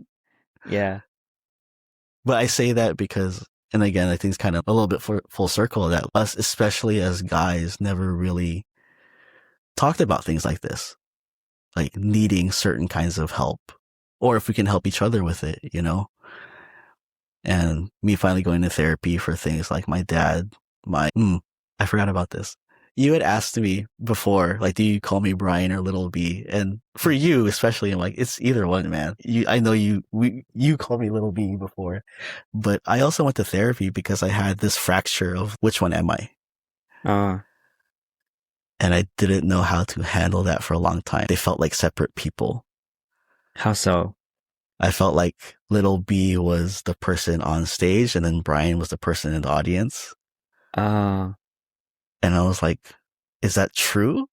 Is that true in a way that I'm either or and there's no marriage of the two? What is it? Because that would also shine in like some of my relationships where like they don't know who they're getting today. interesting. So you felt like they were distinct people and you didn't know how to reconcile that. Yeah. And again, I think, well, yeah, like I know that kind of spawned from, again, like me being inside of dance and being as much as Little B as I could be without feeding Brian. So I didn't actually reconcile that until a couple of years ago, which I think is actually is big for me inside of like my relationships now. It took a really long time to get here. And I think I hurt a lot of people on the way. And it sucks that that's something I think that a lot of journeys don't talk about either. Like I have had a great life of being able to travel, meet people, like my best friends are all over the world, but I've also fucked up a lot. And those aren't just things that like you shove under. It's something that I have to think about and make sure to learn and do better. Uh-huh. There was a podcast before that I was on when they were asking like, why did you start locking and what keeps you locking? And I was like, why don't we ask like, why did you want to stop? And so like, why did that, like, where did that thought come from? And why did you want to keep going? uh, Because sometimes I think it's the pitfalls and the ceilings that are harder than when you see the blue sky as grand as it could be. You can do anything. What do you feel like you can't do anything anymore? How do you pick yourself back up? How do you get out of the hole? was there anything from that thought? Like what makes you want to stop and then keep going? When it comes to locking, the big one for me is Don Campbell. Don Campbell's the creator of locking, but he passed away a few years ago. And my two friends on my crew, Firelock and Hurricane, like they make me want to keep going. They make me know that I will never stop. Like in what way? That locking is not just black or white. It needs a little brown. Oh, okay. Okay. Would you like to elaborate on that? This kind of rounds back to growing up in Daly City. Growing up in Daly City, I'm like the short Filipino guy, but my influences are from everywhere, right? Growing up, my parents came from the Philippines, so they're not teaching me about America. They're not teaching me about hip hop, but they're also kind of going into the white life of going into corporate or being inside the hospital. Like we have to assimilate. They're not saying this, but that's how they're living. But I'm also Right. like learning about hip hop and dance and like all of that, like MTV, music videos, like those are impacting me just as much as it is be inside of a good school, get good grades, like go that path. Is this path also bad? No, you become all things that like matter to you, that are important to you, that affect you, influence you. And I think especially when I taught overseas in China, they saw dance and especially locking because that was like my forte of it's black or white. So there was no understanding American culture. There was no understanding black culture and black history. And I'm not black, but I grew up inside environments where I get to learn about it, be parallel to it, understand where there's parts that affect me and there's parts that don't affect me.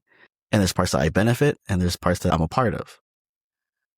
So when it came to me locking, understanding the soul aspect and all of that, the way I color, it comes from my experience in life. I'm not like Omar or Firelock. He has different experiences being a black teacher that travels overseas than I do. So there are things that we can do together. There's things that we need to do separately. And there's things that I need him for. And there's things I know that he needs me for. Because of not just like how I view this dance and the way I carry myself, but my experience and how I can speak on it. We're teaching Asian culture sometimes like what it means to be free. Because inside of your culture, there's no concept of free. So how do you know what I mean? I'm not saying that they don't have freedom, but it's like understanding what Americans have gone through in the sense of that. It does feel like you're always being held down. How do you open up? So like, I've had the pitfalls before a lot of the times of like, maybe there's a huge battle I wanted to win and then it doesn't go well. So I'm like, well, what now? Or so you think you can dance? And I'm like, well, I can't do choreo anymore. So what now? And I'm lucky enough to have a partner that is also very into dance and wants to make sure that we're always involved in it. So that keeps it going.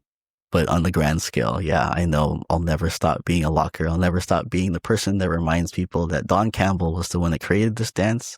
And his only message was be you and keep it locking. And be you, I think, is the most important part. Because he was never anyone but himself. This is why, dude, every time I think of, this is so funny, I'm looking at you talking about this. Every time I think of Don saying that, I think of Arnel. Oh, because I feel like Arnel is very like, yes, you, and he is him. You know, like he said, he's golden treasure because I think he's one of the people that really carries that. You know, not just as a locker. I think that's why he's such a fan of dance in general. People get to be themselves, and he's such a good person to display that. Yeah, sorry, it's a huge tangent all over the place. Yeah. No, I love that. So correct me if I'm wrong. So it seems like the reason why you keep going is because you know that you have this perspective that you want to continue to contribute to those spaces about the essence and the meaning of locking, Don Campbell and everything, of being yourself and whatnot. And you feel like the more people in that space to give their perspective and to keep that spirit alive is very important. Yeah, exactly. Yeah, thanks for sharing. Let's see. I know we're on a few different things as you were speaking. We touched on the therapy thing that I think is very interesting, but also there's a few other things like the state of locking and also the differences between the early eras of when you started dancing until now. And then you also mentioned the traveling aspect. Is there anything you want to touch on first? Otherwise, I'll just pick one randomly. You can pick one. Okay, let's go to jet setting journeys in dance. So you mentioned this wording of advising people on how to travel or traveling or trying it to dance and how feasible it is. What did you mean by that exactly?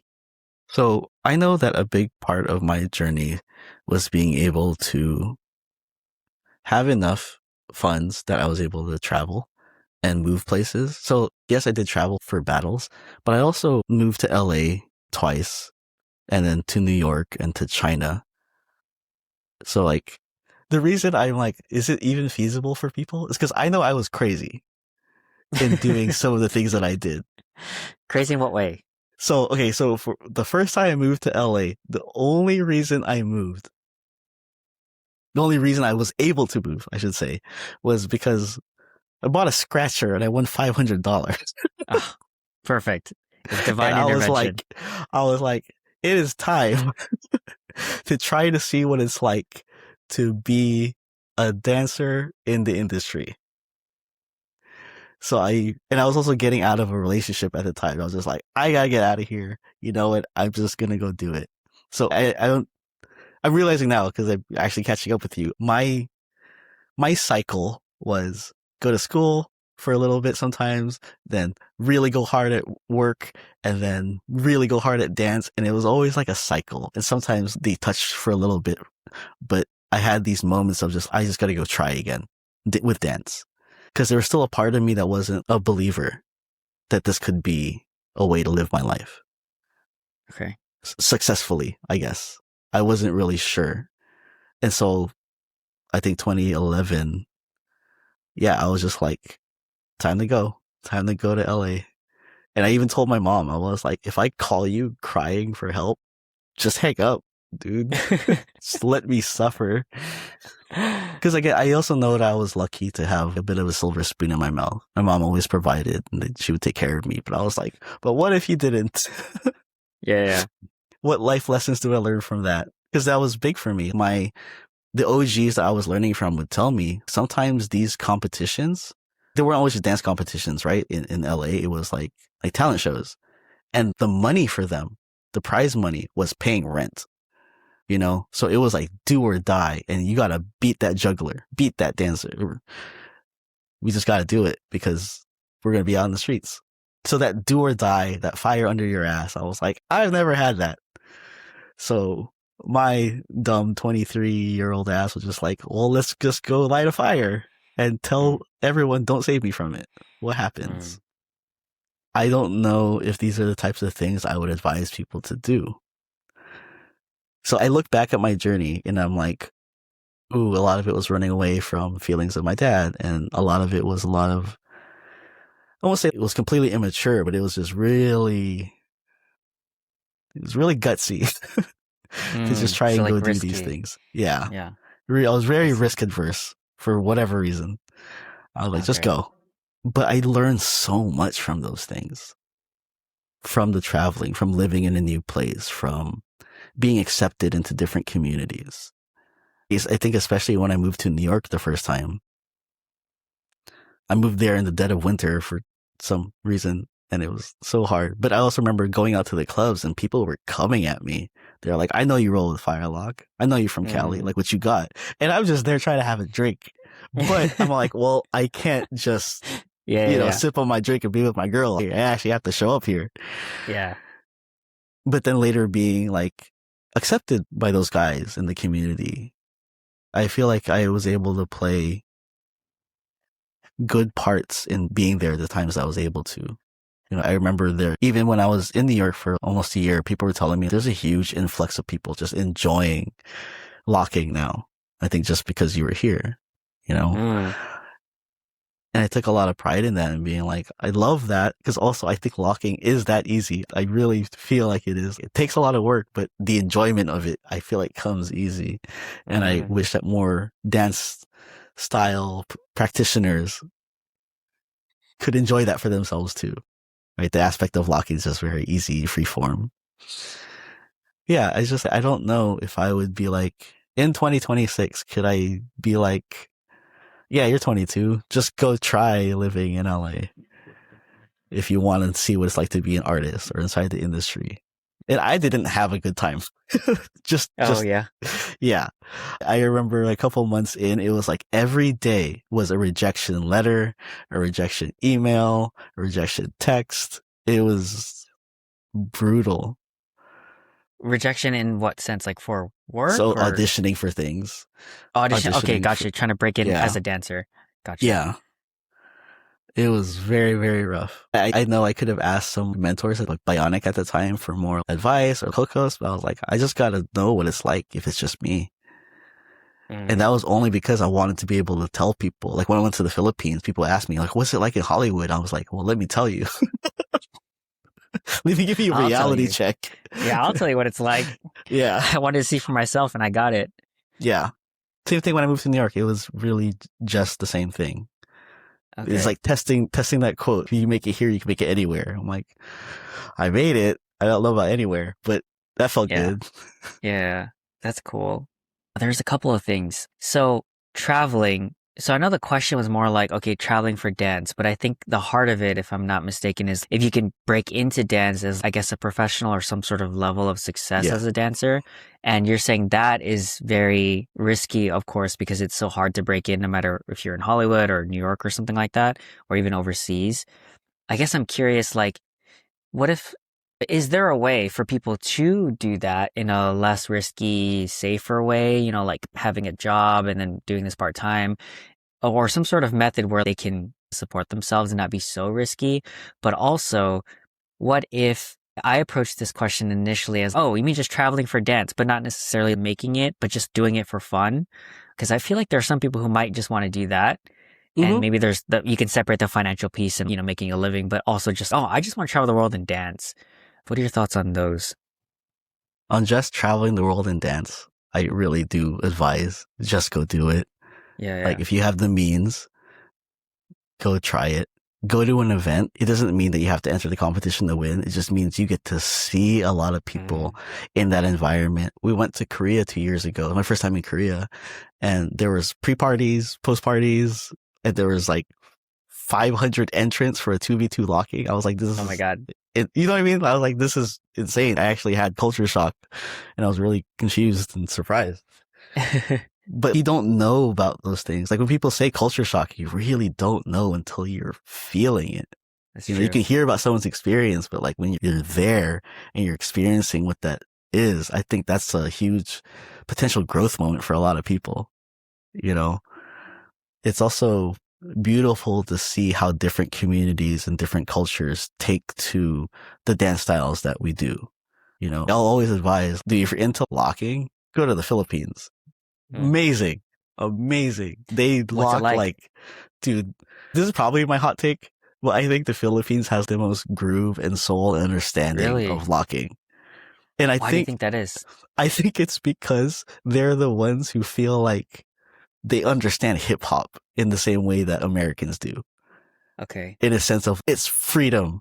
This is me expressing my want of freedom of movement and life.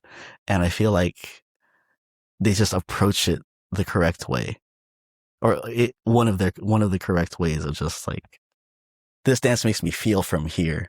And I want Mm, you to feel when you see me, like the actual transfer is not just, oh, I'm trying to show off to you. I'm trying to impress you. It's, do you feel how I'm feeling?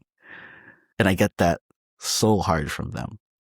And I felt like when I taught there, they asked a lot of questions of, what is it like living in America? We have to learn more about Black culture. What can we do to do better about that? And I'm like, oh my God, like realizing their ceiling is being here because they can't be with the Black community. They can't be a part of a march in Oakland to be like, this is what it's about. They can't do that. mm. So like, again, I'm kind of like a person trying to try to explain to them, but not just be like, you have to go live there. It's just like, ooh, if I was in your position and I wanted it that badly, this is what I would try to do. I had to speak on things. And yeah, I think early on in my career, what was really beautiful about being a practitioner of locking was meeting other people where we did not share the same language. We could Mm. not speak to each other well if we needed to ask for directions. But when we danced, it was like, you're my best friend, dude. Yeah, yeah, yeah. I feel it. I see it. So Yeah, breaking bread with somebody after that just feels so different, you know?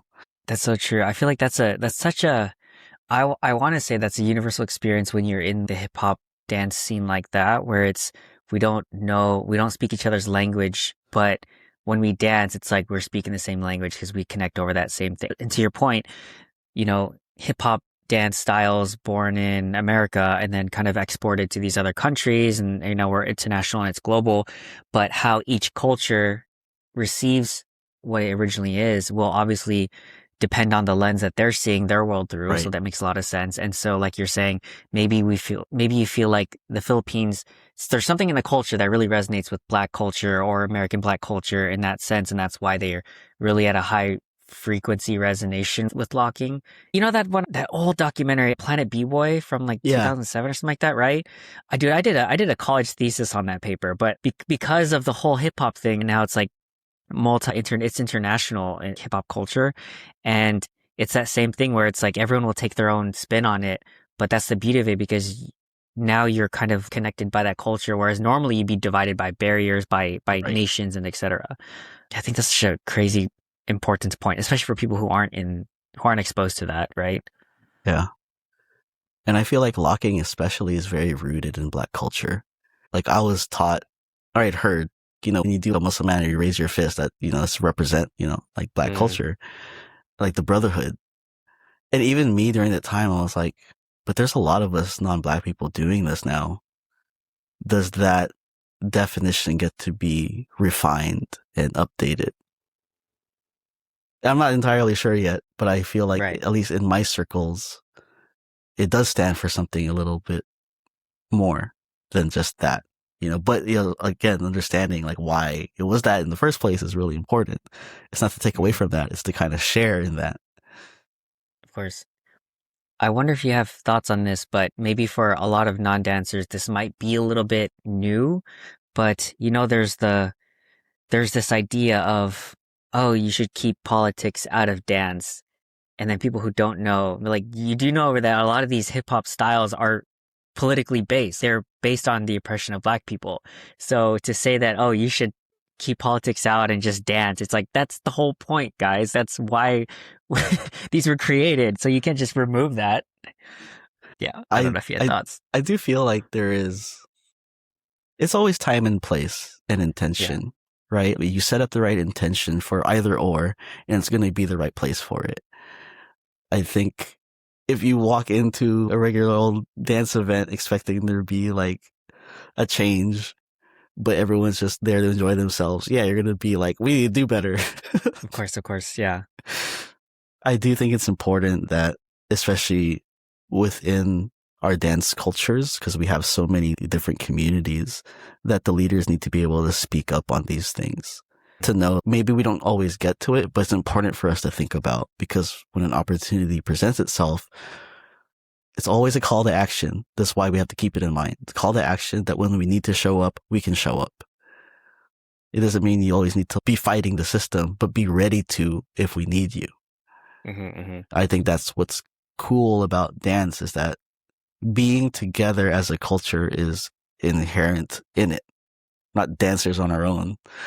We are connected to the music because we all hear the same thing. And it would be beautiful if we could hear those same messages of like why politics, or why we need to be involved in politics, and hear the same thing. In the same way, like when you hear music and it makes you move, if I hear this, it's going to make me move. So there's a lot of lessons I think people can take away from being a dancer and then being a person. I used to say that life equals dance, and it was very much because the things I learned in dance ended up being very useful inside of life. That's true. That's what I was always taught too, is like, dance is an art and art is life. Like how we do everything is like how you walk is art, right? And so I think you can't separate that from your life. And then on the other point too is like, that's something that Arnel always drilled into us, at least in the KM family, which is like history, knowing your roots and everything. And I know a lot of really good teachers will say that as well. It's like, you have to know where things come from, because that's how you know and understand the essence of what it is. And I think that's also important. Like, you can't detach an art form and an art style from its history and its roots. And I think that was like an important takeaway for me. I guess while we're talking about history, I'm curious now, going on to how dance was like in the early 2000s versus now, with like obviously more social media. Do you have any general thoughts on how it's changed? Yeah, I've been kind of mulling over this recently, because one of my first mentors, Seach from DS Players, was telling me, because he's been teaching for 30 plus years, and he's been saying it's so different these days of having dance classes, where he feels like the people that come in to take class are no longer impressed by dance itself. Like, they don't, because not coming to class to be impressed, because they've already seen what impresses them on social media. Now they're there to just hopefully receive some training. Whereas before, there wasn't a lot of access to seeing a lot of videos. So when you went to a dance event or a dance class, you were both impressed and taking in knowledge. It's like all at once. Yeah. So we talked about that joy factor of your beginning. That joy factor, he feels, is no longer in the classroom. That joy factor was that person at 11 p.m. in their bed before they go to sleep watching dance videos. Okay. Yeah, that makes sense. Right? So I've been thinking about that too. Let's take my dance, for instance. I feel, the way I perceive myself is I feel like the way I am in person is very different than when you experience it on a video. Also much shorter than people realize. Everyone looks taller on video, especially during the solo cut. Dude, people, so many people have been like, whoa, I thought you were way taller. I was like, where do you think the little comes from? Guys, it's in the name. Come on. Hey, Lil B, where are you? Oh, yeah. Okay. Damn. They're like, look, I warned you, okay? I prefaced it. That's literally my name. It's funny. Yeah, I feel like it's like if, for instance, before I wanted to do like online tutorials, like locking tutorials. And I feel like it doesn't give the essence of what I want to share to just, again, to go through the pictures. But then I also can't help you color if I can't see the way that you're coloring. Oh, that's true. Right? So when I see the joy that you have putting red, I'm like, well, if you try some yellow with that? That's more, and again, this is, I think, why we distinguish a bit between like teachers and mentors, because you can see how you can like help guide somebody. But again, when we're just talking about what it must be like now for people to have all the information in the world, all the videos that they can see, but also none of the context. A lot of people now have a lot of access to the Red Bull dancer style videos, but they don't have a lot of the context of what it is to be inside that event, to be a Red Bull dancer, I guess, also. Because it's also different than the events that you and I grew up being in. You know, we're like, we don't know the music that's going to play because it's not limited by what can be played on Instagram. It was really like DJ's choice. But there's a finite list of what they can use and maybe even what the dancers have access to. It's different. It's different than people like Machine Gun Funk, like training their asses off. It's because when they go to an event, they want to blow the competition away. It's different in the way that you need to approach it, I guess.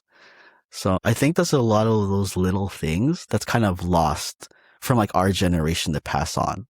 Because we are that bridge generation of like, we kind of almost had social media. And then now it's like full on. So we kind of got to live through all of that. Like the right? in between or the transition, yeah. Yeah. So how do you think that changes I mean, maybe it's very inherent, but how do you think now that changes the experience for the current era dancer, not being impressed in class, but really being exposed to the entire spectrum of the highest level of skill and whatnot? How does that change the experience? Does it make it harder, or is it just, it's not the essence of it? Or do you think it changes their outlook on dance or the dance style they're trying to learn? Or what do you think? So I'm still thinking about this part in particular to Seach's class, which is a beginner intermediate hip hop dance class at Mission College, so community college. I think it's different for if I were to be having classes again, and because I'm just going to focus on locking. And if people come in, I can already kind of gauge their interest in what they know, what they've seen. Even ask them, you know, who do you watch? What inspires you? Why did you want to learn from me? It's very different than more like blanket generic college student in like their first couple of years are just like, oh, I want to take hip hop because I've been like watching a lot of stuff the past couple of years or whatever it is. I want to go learn that. It's interesting because when you even think about that part, you have to think about it from the student's perspective of what that must feel like and what they're looking for. And then the teacher to be like, oh, this is different now. Do I just teach it like a blanket thing? Or do I get a lot more involved? Who are you watching? Oh, you like empty pop stuff. I don't do that. Like, you like, or whatever it is. I don't know. There's also kind of an information wars, I guess, when it comes to being inside of the dance community of being a teacher. I'm like, am I just going to teach the things that I know? Or am I really involved in the global aspect of the community and like really also taking on social media and understanding what people are watching so I can help share that or explain things, give context? I don't know. I'm still thinking on it. I think I think it's just a lot to take in. And I think it's important to think about. I'm happy for these questions. Yeah. I have some thoughts, at least from my perspective too, on how I've seen, because like I still currently dance with younger people like in college, and a lot of them are very new dancers. And again, not in the freestyle space, but mostly in the choreography and the K-pop cover space. But I think, well, my background is way different than theirs because they see something online like a K-pop dance and they want to learn that. And then because of social media, it's very much, they're trying to replicate the aesthetic of that final product of the Instagram video that they're going to post. And so I understand that that's getting from A to B. It's like, okay, they want to look like this and post it and then like the TikTok dance or like the K-pop dance. And so because of that, how it's different from how I approached or how I learned dance, which is first off, like I want to do cool things and I want to look cool and do these styles by people who inspired me. And then, but more importantly, is how I want to feel when I do it. And then you get into the choreography scene where it's okay, now you need to match a certain aesthetic or a certain line or angle or whatever and do a choreography like the choreographer. But then when you get into like K-pop cover, then it's okay, well, I want to emulate everything that they're doing, this artist, and I want to look just like that. And so now it's like a different approach of how I approach dance, which is okay, what is the move that they're doing? Maybe where it came from, but also what style is it generating from? Because with choreography nowadays, it's very like everything comes from everywhere. And these choreographers also pull from so many different styles and inspirations that it's like this choreographer is not a isolation popper choreographer, or this person is not a house choreographer. They're literally just a choreo dancer that just pulls from everything. And so sometimes you'll miss those in betweens when you have a beginner dancer trying to learn just a combination that they don't know that there is this sort of house step here or this hip hop groove step or this funk step here. And then so they'll try to do the move as you see it as the lines, but not really know how to do the underneath, I guess is how I would explain it. And it's hard because it's like, I can't go through a 30-minute class on how to do like an up rock or something like that. But I can show you that, okay, generally, here's how to do this 4 count right here. And it comes from house or whatever, or it comes from salsa and whatnot. But just know that this is kind of how you do it. And then there's always that gap, which I understand that they're not going to have. So it's like condensing everything. Okay, where's the minimum viable product of what I need to teach you for you to feel comfortable? But then I guess as an active teacher, there's always going to be the gap of, I'm never going to teach you how to feel in dancing. I'm really just getting paid right now to help show you how to look like this. And so I think you and I both know that that's not really why we got into dance. It's just to look like a choreography thing. We got into dance because we wanted to feel and grow and feel good about what we do and maybe grow in technique, but also enjoy the art, just enjoy painting just for the sake of painting. So that's kind of the gap where I see, and I get that why it's a lot influenced by social media is because they see and they want to do that. And that's totally fine, but it's very different. Yeah. And the reason I brought it up with you is because I know you've been teaching for a long time. And like you said, it's that gap, right? Of like, okay, how much does a gap really mean to us? And how much will the gap for the students, they don't even know there's a gap, so they can't even have thoughts or feelings on it. But I think I've experienced it a lot where it kind of hurt that I was like, I want to give this to you. And I don't know I know if this I is can. important. This is important for how I learned it and how I want to teach it, but I don't think I can, right? Yeah. And like you were saying, like when we came up in dance, even with AOV, and it's funny when thinking about that and then thinking about Don Campbell's message, it's actually pretty similar. Don's message is be you. And AOV's message is who are you? Yeah. Know your rank. Yeah, know your rank. Like who are you?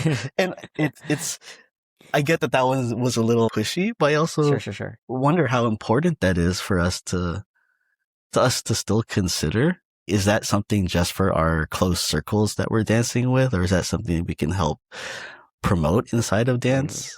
You are learning this dance and this routine. Who are you with it? I don't know if that's important to ask or no. And like you said, sometimes that for the general, they're just coming to take it and learn it, and maybe that's cool. And I wonder, like, how does that make you feel sometimes? And again, it could just be about the money, it could just be about the job, but then like we were saying, it also kind of takes away from the artistry of it in the sense of, ooh, we felt something today. And I think I just bring it up to round back to, how are you feeding yourself as a teacher and a dancer? Like, how are you getting your moments of, yes, breakthrough and I feel better? Yeah. As you're talking, one thing that it reminds me of is, so when I enjoy doing one-on-ones, I don't do many now, but what I love about doing one-on-ones is because I know that the student is actually hungry to learn and improve as a dancer. And so that's the baseline. And obviously the objective is that they want to get better at dancing. And how I break that down to them is, okay, so you're a beginner, you're here to learn how to dance and you want to get better. Obviously, I can only take you so far with what I know. And obviously we can learn combination and I can clean you on that combination so that you can look aesthetically good. But the longer term goal is if you actually want to get good as a dancer, I need to set you up to love dancing because when you love dancing, that's going to be the switch where now you will go train by yourself. You will go out classes, you will dance with people. And because you love it, you'll keep doing it and then you'll eventually get better. You're not going to get better in the 1 hour with me for sure. But how do I set you up mindset wise? Because I can do a little bit of mindset with you in the next hour so that you can develop a certain level of skill and competency. Because, like for any artist, there's always that gap between what they see and what they can do. And when they get to the point where it's like, oh, I can actually feel like I'm decent at it, then you start to love it because you're like, oh, I feel like I don't suck. And now I love dancing because there's a part of it it is a skill-based sort of thing. Once you get that threshold of, okay, I think I'm good enough, then it's like fuel on the fire. Then you will keep going and you'll keep learning. And so I'm like, I'm trying to get you there. And so let's try to get you this mindset of it is okay to not look good. That's not the point. It's to, work on technique and drill that, but also focusing how it makes us feel. And then eventually when you get slightly good enough and you see your progression and it kind of momentum takes off. And when you love it, you will not need me anymore. And then you will start to grow as a person. And that I think is what your long-term goal is, not necessarily to learn this for accounts. Right. I love that. No, that's a great approach because I was doing the same thing when I was doing privates, very similar.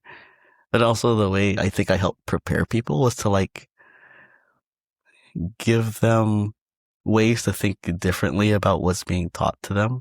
Like when it came to locking, it was always like from down to up. What if you go from like up to down a lot? It's how does that? So it's more like there are things I'm learning, but how can I turn it into a game? How can I flip it? How can I play with it differently? And that was my way of making dance. Has just always been like kind of a game to me, something I can always change the rules and play them to my liking. And that's why it's like infinitely fun. How can I share that with you? Yeah. That's what I miss about learning freestyle and, learning from people like yourself is that there's that creativity aspect that is lost a lot in especially the cover scene, but in choreography as well. Cause it's all about looking like someone else and, that's fine. There's an intention there, but it's that think outside the box that you don't really get because choreography doesn't make you think outside the box, and especially cover dancing is not make you think outside the box. And so there's a lot of dancers who I dance with where it's like, there's not an ounce of, can you think differently here? Like, no, it's how can I think exactly how am I supposed to, like, how am I supposed to get an A in this test? How am I supposed to get 100%?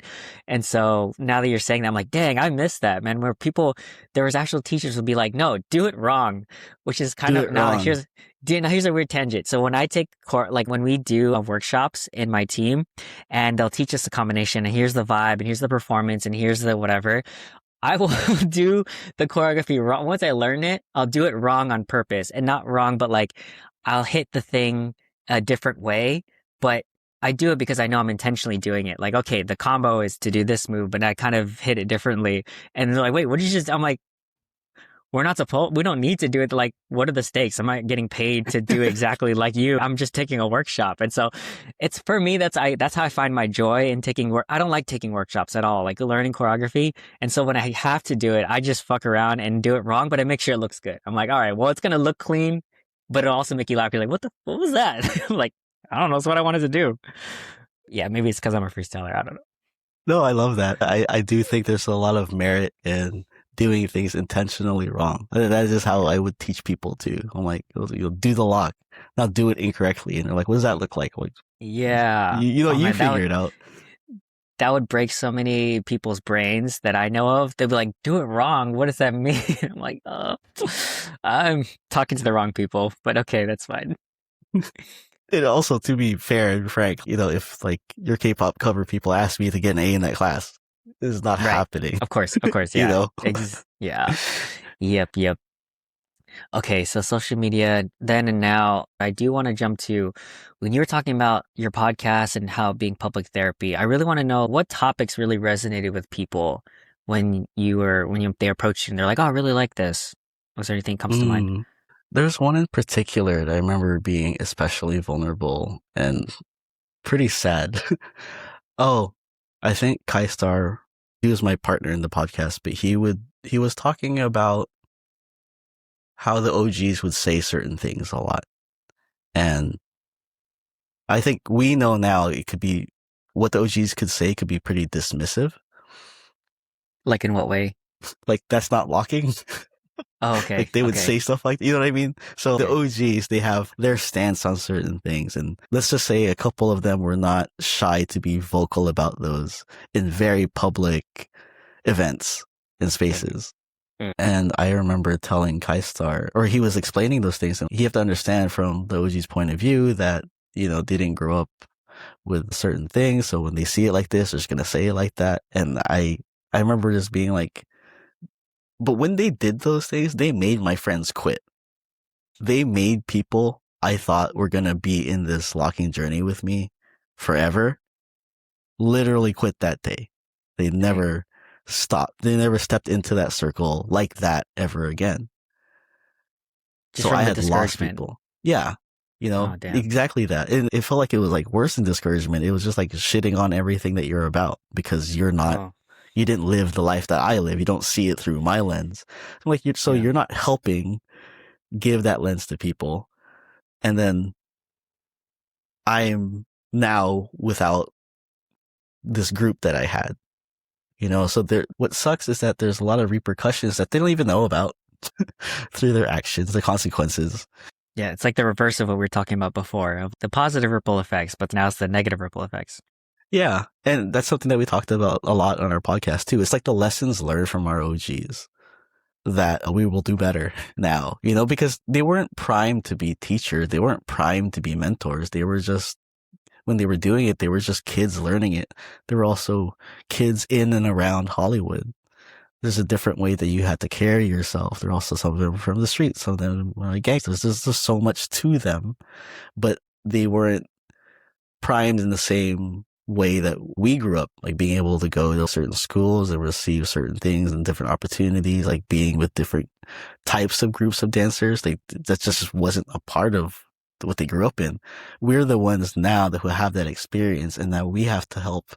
And I also started saying this recently, instead of like teaching and mentoring, like translating what that experience really was for people. Mm, So this is my experience that I got from them. This is the experience that they shared with me. How do I translate that to you as an important thing to carry for your future inside of dance or just being a better person? And I think a lot of those were like very impactful in the way that we got to speak on it, because yes, I had some time with the OGs, but Kaisar had even more time with them and got a lot more. So it's not that he was like in a state of protecting them or trying to like, you got to forgive them for this. It's just like, oh, I get that, but my experience was very different, you know? mm, And I think something that was big too was, you met me when I was on the come up and I was still young. I was still making my name for myself.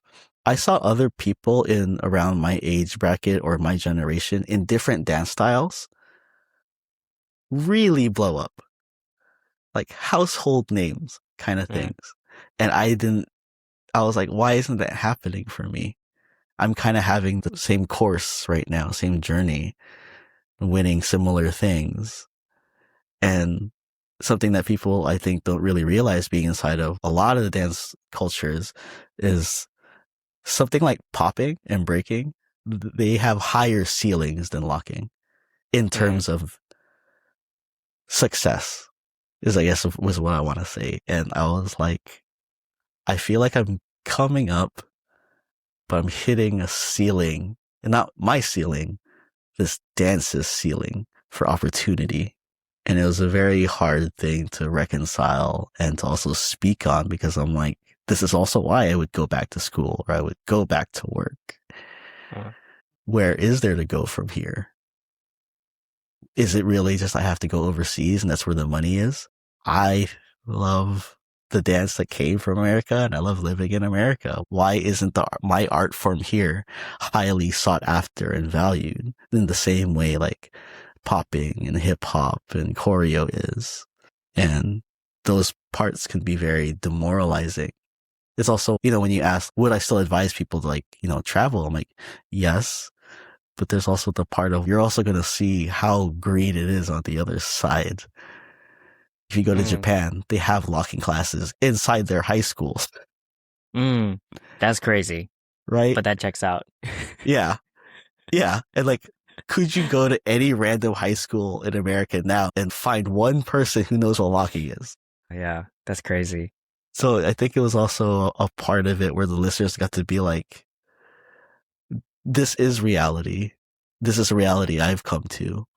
I'm so glad someone's speaking on it because at least it makes me not feel alone with it. So Mm. and then, well, what can we enjoy about it? It's the little events that we get to have and how we just are able to collaborate as opposed to like when you see popping and everyone's like, oh my God, I want to learn cutting. I want to learn hitting. I want to learn all of this stuff. It's like, oh, that must be nice. Yeah. Ah, interesting. Yeah. So Um, I hate to really be like, oh, like locking is a woe is me, but it's just more of it's yeah. just the way that the cookie crumbled that like I wish that there were more people in the generation before me or even of my generation to help really like elevate the dance so it doesn't Mm. feel like there's a stopgap. Elevate the dance like, sorry, in what way? Could you I'm elaborate on not that? even sure. Let's say if you ask any random person to name like, five poppers that you like, you might name like a couple from LA, like big names like Boogie Frantic or Slim Boogie and then like MT Pop. It just kind of keeps rolling with the times is what I'm saying. Something like popping. Names Okay. get updated, the people that you're following, and there's a huge following for a lot of these people. Lockers never really got to receive that kind of praise, It's relevance. because, do you think it's because the difference in those styles? You think it's because of how the people pushed forward in those earlier years? I'm not even sure if it's just about like the individual people. It also just might be opportunity to showcase themselves and what we're capable of doing and how we could be utilized. I can't explain this. I think even just in sheer numbers, like there is maybe one locking event in the Bay Area per year. If I care Mm-hmm. to throw one. Mm. If It's I like if don't, I make it, yeah. if I make it, there is one. If I don't, there's Yeah. zero. Whereas just leave it up to the community without even just like throwing something out there. There's going to be like 3 to 5 at this time. But back when you and I were active, a popping event like every like month or two. Uh, And even then locking was to like maybe every 4 or 5 months or once a year still. So it's just also just through sheer numbers that like we were so kind of so underrepresented. popular. So I guess what I am getting from it is that locking is generally less popular than these other styles, and that's why there's not a lot of activity. Why do you think that is? I know it's apples and oranges and all this other stuff, but like, I want to get your I, take. I think during my early years, so during that time frame, like the early 2000s, like maybe late 1900s to 2000s, like I think there was too much of this is what locking needs to be. And locking needs to be done to this music. And no, that's not locking. This is locking. I think there Oh, were too many rules okay, okay. in place. Whereas if you take popping and a popping event, they can play anything, any music. They're not looking for a specific style of music. They're able to dance to anything. And lockers are the same way. But I think back then it was like, you shouldn't be locking to that. That's not locking. That's not locking music. Mm. So it's very like it's a very like purist, isolationist sort of culture in the Yeah. earlier days, And I think and you it think really that hurt. stagnated. Popping in particular got to grow with the music of the ages, Okay, especially I see during a that. time where like it really needed every soldier to be in line and be in place so that future generations are going to take to those people. Mm. Whereas the locking soldiers in that sense were like shot down and we have I nowhere to see. go. Am I going to pass on the things you're passing to me? The things you're passing to me are garbage. It's a very sad truth of a lived Mm. experience. Dang. I never thought of it that way. I always had thought, again, not as a locker and someone who's super deep into like the different styles and stuff, that I always thought it was an aesthetic thing, meaning you, someone who's not exposed to, doesn't know anything about dance, and then they get exposed to some video or some dancer doing something. B-boying is very dynamic and it is very out there. And so I can see the appeal. It's, oh, they're so acrobatic and they do Mm. all the, obviously, I'm talking about the power flashy stuff, right? And then you have popping, which like, oh, that's so cool. Like animation, it's very, I don't know how to say aesthetic, it's very flashy. Whereas locking, and it's not to demean it, obviously, because, but it's not as flashy as the other two, let's just say in this example, right? You're not doing these double backflips into something. Oh, you could, obviously, but Yeah, yeah. it's at its core, it's kind of like a difference in frameworks or vocabulary that's more limited. And so I always thought in my conception of that's the reason why it's not as popular is because if I see a backflip, I want to do that. But if I see someone point, I'm like, okay, that's fine, I guess, as a non-dancer. But it's thanks for sharing about that because it makes a lot of sense about how the pioneers were gatekeeping and that really stagnated the momentum in the early days, which could have led to more exposure to that, right? Yeah. Now all we have is to hold on to the roots as lockers, right? All we really have now is make sure you remember who Don Campbell is. I think popping has the same thing. Hey, just make sure you remember, the OGs and the pioneers. But look at this whole road and trajectory you've had in the last 30 years of different age groups and people who do different things, different music. They have all that to work with. And then also, this is where it came from. We just have, hey, this is where it came from. And I say that and the reason I'm so fired up about that is because Unorthodox, we really believe that locking can be just as timeless as how popping is perceived. It can be just as athletic as breaking is perceived. It can be just as sexy and femme as whacking is received. But because there were so many of those that gatekeeping, it was like we never got to have the people, even from other dance styles, to have their spin on what locking could be. And we're only like 3 guys, who are like, we can only show so much and be so much. You need all of the community, all of the people, like in the same way like popping has. Yeah. I'm curious as a thought experiment. If all these styles came up during the social media age of TikToks and whatnot, do you think it would pan out differently? Let's say we brought the styles, the genesis is now in the TikTok age. Do you think that would make a difference? I think there's a huge opportunity for it to be. I really do think so. Because this sucks to say, because even though the pioneers were gatekeeping, they weren't completely wrong about a lot of it. In the way that maybe people understood the dance. If you don't have the context, you don't have the understanding, yes, it's going to look a little bit awkward. And that awkwardness is not going to be appealing in the same way where if you just tell someone to animate and, it's very easy to tell people, be the least human you could be. Because that's what popping is, right? It's so easy to say that and it clicks and be like, oh, just pretend like I move frame by frame. Yeah. Okay. But for locking, it's be a superhuman. Be someone that breaks barriers. Be someone that breaks rules. Be fast. Be delicate. Be strong. Be like with the wind. It breaks all of these boundaries if you allow yourself to really understand the context of what it allows you to do. And the dance part of it too. If you tell anyone who doesn't know what dance is, same thing. Pretend you're an animation project or whatever, right? And then you say, now just dance. That person's going to be like, oh my God, just tell me to be not human. Yeah. I love that. This reason I love locking so much is because I think it really gets to the core of, do you feel good when you dance? And when you say dance, what does that come up for you as? Because a lot of people hear that and like, oh, I'm not a dancer. I'm like, no one has to be a dancer to dance. Yeah, of course. Yeah. Oh my God. That's the first question I have to address in all my classes. I'm like, guys, you're all dancers. Like you just have to feel like you're like you have to enjoy it. That's it. There's one of my favorite movies is Speed Racer. Because it has this, there's this quote that I took from it because he says something along the lines of, you don't step into X car to be a racer. You do it because you're driven or to drive, right? You don't do it to be a driver. You do it because you're driven.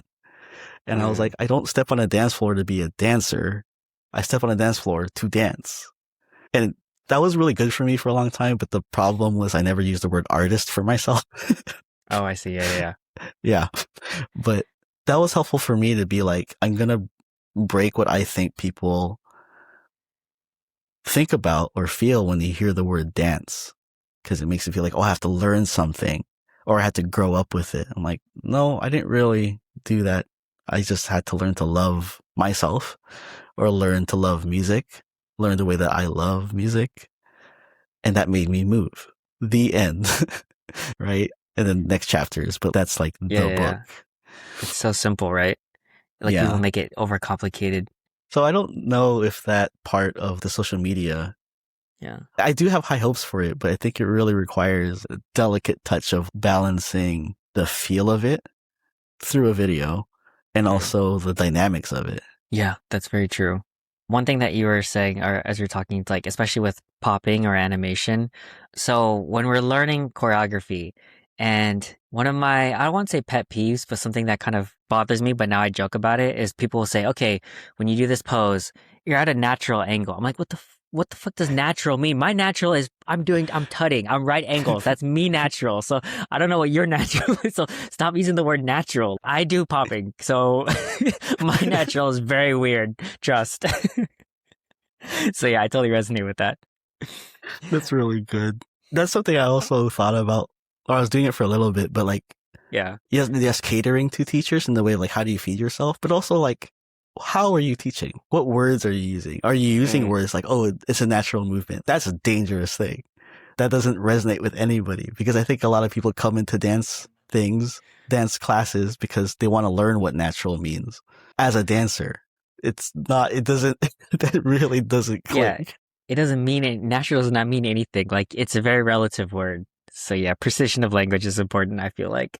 Yeah. Yeah, also, I don't know, this is a random tangent before we move on, but like, I don't know, the dancers I dance with nowadays, maybe it's just a cover dancing thing, like they don't know how to count. And that's like unheard of. I'm like, first off, there's only 8 numbers. Just learn how to count. And second, it's if you're teaching dance, I get if you're just vibing, that's fine. But if you're like a leader or a teacher or something, like just learn how to count. Like how hard is it? I don't know. I don't know why that's a hot take in some circles, but it kind of is disappointing because that was never a negotiable when I was learning dance. Like, Yeah. no, you just learn to count. Freestyle or choreography, like you just count. I don't know. I have an interesting question for you that my partner posed a couple of months ago. And it kind of like took us for a spin. Yeah. And she was like, if you never learned like an instrument or anything like that, or like they took dance classes, how do you know where the one is in music? Oh, like as a dancer? Or just as like, now you're learning how to move with music or something. Like, Oh, cause so she was it, just like when I hear music, like if we go to, I don't know, a club or something, I know where the one is.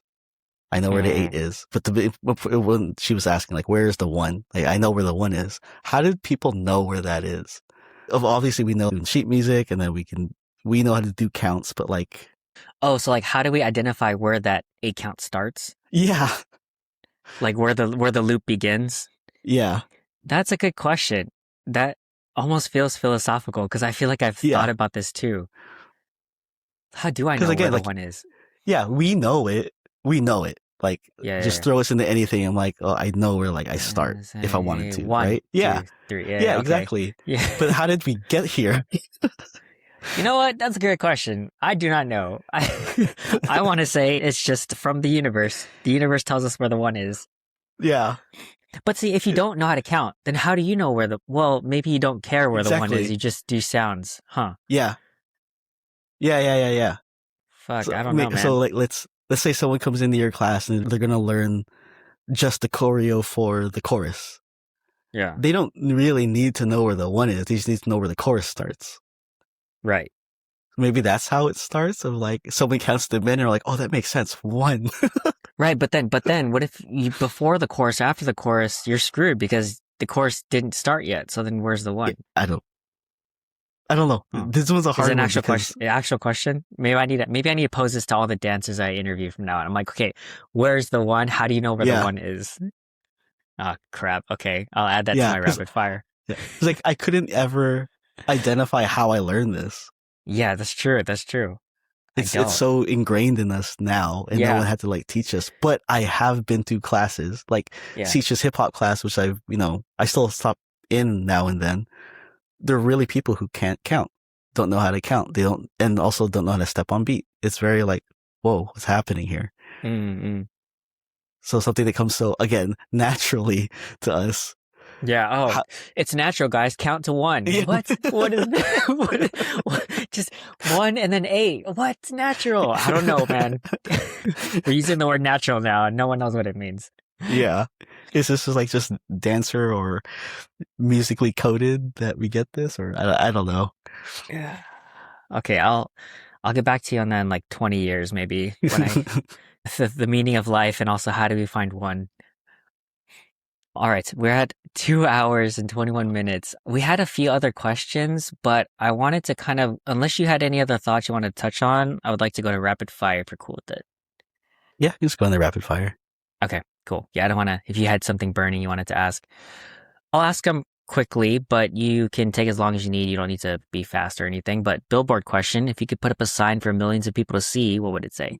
This is kind of funny because I'm turning 40 this year. So a lot of my thought process has been like, RIP my 30s. So it might be something along those lines. Yeah, COVID killed a lot of my 30s. So your sign would just be like, rip my 30s? Something like that, yeah. Nice. Just spreading the misery around. I like it. Yeah. Cool. All right. Next one. What is one of the hardest challenges you faced in your life and what did you learn from it? I think we did touch upon it of a lot of dance failures, but I would say like one of the big ones that's I think is easy to share was like doing So You Think You Can Dance. It's like season 12, I believe. I was 29. So that meant like that was my last year to try. That was my first year I tried, and it was the last year I was going to be able to, because once you're 30, again, see, it's like RIP 30s. Wait, is that a hard requirement? Like you can't be over 30? Oh, I didn't know that. At least it was back then, yeah. Dang, ageist, man. Yeah. They just want that young talent. But they get it though. So like Yeah. There's plenty. I think yeah. I had a really good first day and the second audition. Like I got highlighted a bit on TV. Like I got to have Paulo Duel wear my locking hat and stuff. It was really cool. That's cool. Yeah. Yeah, it was a really good moment. And then I just dropped out in Vegas because I couldn't do the choreo. Or I couldn't remember it. They even said, we'll let you try it one more time just by yourself. And I remember I got 8 counts in. I'm like, I'm just going to lock now. Oh, shit. they didn't put it on TV, but I was just like, I give up. I'm just going to lock hella hard. Oh, my God. Everyone was watching. It was like one of the last groups. But that was a little bit like hard for me because it's like one of those things you always kind of hold on to the hope. Like I will, if I'm going to break through, maybe this is it. Maybe this is geared towards people like me. Yeah. And so it was just at the time, very discouraging. But then a couple of months later is when I won WDC in Japan. I was like, I'm confused about dance life. You're like, am I good or do I suck? I don't know. Yeah, I don't know. Yeah. Sorry, what did you learn from it, or is it more just a general reflection? I think it's more general reflection. It was just more like, that was me putting my life in the hands of someone else's definition. I like that. Right? So I think sometimes you want to define for yourself what it means to be like successful in that sense, instead of using somebody else's. And it's hard to do in this day and age, right? You see someone who has something you want, but you don't have. And it's like, those are jealous feelings or inadequacy. And it's like, well, that's not my life. So I think that was probably the big lesson I learned for myself then. Sorry, quick tangent. What style of that choreography was it? What was that you couldn't get the count? Oh, okay. I was like, man, it was like contemporary jazz, or what was going on here? No, it was definitely in my wheelhouse. Okay. I was doing it fine until I was on stage, and I was like, man, if you ever really want to practice or something like that, when you're learning choreo and you're practicing, just have the brightest lights shine in your face. That's all you can see. And I think that is going to be the most helpful thing for any dancer. Oh, I see. To train for an audition like that? Yeah. No, so you don't get, it's weird because I'm not the type of person to get stage fright, but then I was like, wow, I guess I am in these kinds of situations. So it's always something to train. Of course. Next one, self-inflicted wound. Do you have a story about something that's gone wrong in your life and you can't blame anyone else because you did it to yourself? Yeah. This is where I wish that I had learned about polyamory earlier in my life, because I thought that something was inherently wrong with me, or I took on from my dad, that I could love multiple people and want multiple relationships. And so I had hurt people because of me not understanding that, and me just really just being a cheater. And that really hurt in like my early 20s. And I wish I'd learned about, because now I know about myself, that I'm capable of loving multiple people. And whereas back then, I hurt the people that I loved and cherished, and I hurt them very deeply.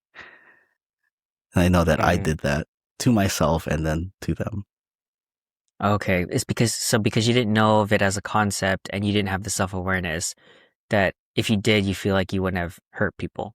At least, yeah, at least not in the way that we end up hurting. Just through the traditional means of how we conceptually learn and understand relationships, I hurt people in that sense. And I didn't know that there was something that I could learn about myself, that I could have navigated it differently to at least explain my feelings and my emotions. Yeah. Okay. Gotcha. Yeah, thanks for sharing. Next thing, if you could redo one thing, what would you do differently? I feel like my immediate thought goes to different trajectories in my life. Like maybe if I was like in school, maybe taking on something different. Like I took international business, not helpful in the slightest so far. I really wish I had learned something like cooking, like something like that, where I'm like, it's a skill that will always be useful to me and the people around me, regardless of if I'm hired for something or I have a job like that. So not cooking, but not in the professional sense, just as a skill? Yeah, because in that way, I could use it as a profession, but it's also a skill that I get to like use year round. Where like international business, if I'm not in the office, it is useless. I see. So something that has a better ROI, lifetime value skill set. Yeah. Okay, next one. If you could give your younger self advice, what would it be? Or best words of wisdom that has impacted you?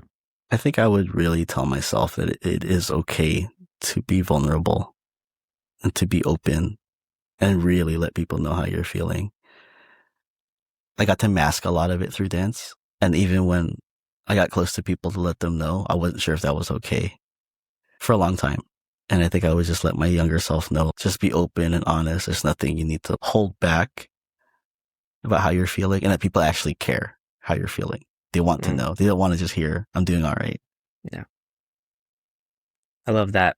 I talked about this in a previous episode, but I read this book recently called I Don't Want to Talk About It by Terrence Real. I don't know if you've heard of it, but it's about male-centered depression. There's a specific type of depression. It's like a subtle, softer, it's not like a hardcore depression, but it's more like there's a term for it, I'm forgetting. But anyways, the biggest takeaway for me was that boys socialized into men in our society, we're socialized that our self-worth is based on our achievements and the value that we bring to each other.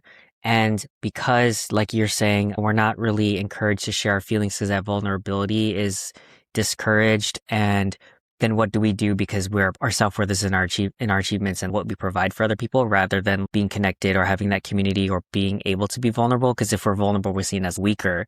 And therefore, you have all this epidemic of this subtler depression or loneliness because men aren't able to connect and share their feelings and how they're feeling. And it was really insightful because I'm like, oh, well, I mean, I obviously relate to this, and from my personal experience, that checks out. And so I've been trying to be more intentional with opening up or connecting with people, because the people who care about us do want us, like you said, to hear about it and be there for us.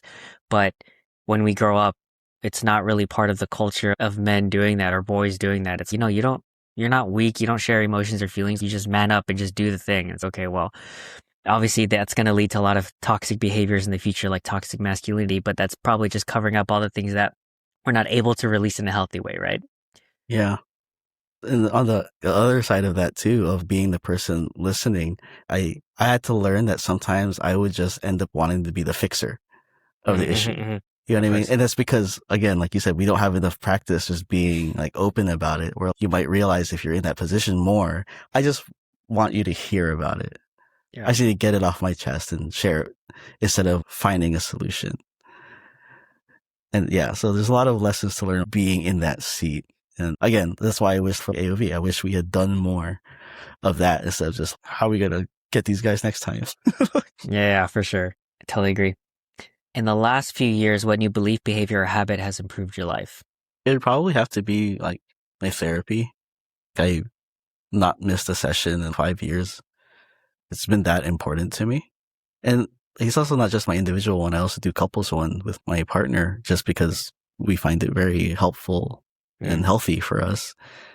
And I think in doing that, it helps us practice being able to communicate better and more openly and schedule. Mm. I think that's probably the big things that really help me stay grounded. How do you define success? And we kind of talked about this a little bit. Yeah, it's interesting because I think I'm in a place now where I'm still defining that for myself. Mm-hmm. I've been working at my current job now for a year, but prior to that, I was looking for work for almost 2 years. Like I was Mm. at a job and I wasn't even doing dance things. I was just really looking for work. And the reason it was becoming so important in what success was is because my partner and I wanted to really take, our relationship to the next stage and start preparing for marriage and kids. And that felt like if I'm not successful in terms of income, how is this even going to be a reality? Right. And Right. even though I have the job now, it still feels like, how is this even going to be reality? It's so expensive to live here. Right. But Yeah, that's true. I think when it comes to success, it's really for myself and my partner to define what that means for us so that we're not shooting ourselves in the leg feeling like we're failures if we don't hit something. We got engaged in November, and even just recently we were like, maybe we pause on the planning for the wedding because this is income wise is stressing us out more than anything and it's taking away from our enjoyment of the relationship. So maybe our success is to be able to just live in that for a while we build up, and then the next success will be when we're able to actually take the next steps income wise for the next steps. So I think it's important that you just define where you are at currently in your life. It's good to have a short term and a long term, so like right now we're focusing on the short term, knowing what the long term is. What's something you've been pondering recently or think about often deeply, if anything, that we haven't touched on? This might, because I know you're going to ask the hot take one. This probably goes in tandem with that. Okay. Also, don't know if this is going to be okay to say. We can retrospect on it if we want to cut it out. But it's only because Fanime is happening this weekend, and for some reason, this timeline it always brings this up. But Yeah. where were all these cool black people liking anime when I was in high school? Like, why now? Why was Yeah. I the one being shit on in high school as being the Asian nerd into Yeah. anime? And now you have a Dragon Ball Z tattoo. That's not nice. You're like, what? Guys, come on. Couldn't you have done this like 20 years earlier or something? Yeah, like it wasn't cool when I was into it, but it's really Yeah. cool now. Like, Yeah. come on. Like, is it just because now it's through social media people can show that they're like, this is my life? And I'm like, this has been my life, yo. Yo, bro, come join the party, man. We've been here for a while. Yeah, I wasn't trying to show anything else. I was like, I have to be proud of this. It's all I have. But we were like, nah, hip hop, basketball, making me feel like lesser of myself and my friends. That's true. I like that. That's a good take.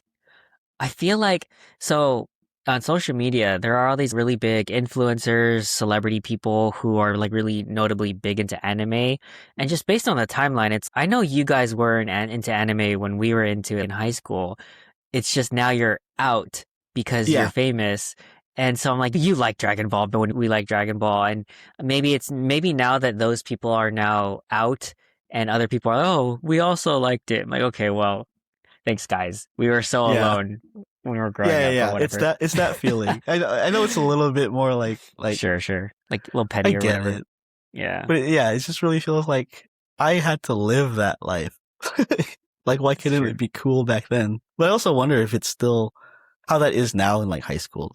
That was just very defining for me. And to see it like kind of retcon, I'm just like, no, come on.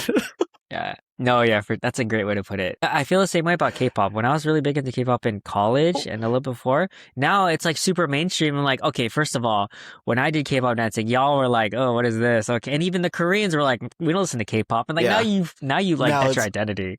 I hella feel you. Cause I was listening to K-pop when I was like 14, 15 and there were like 5 or 6 like really hot groups.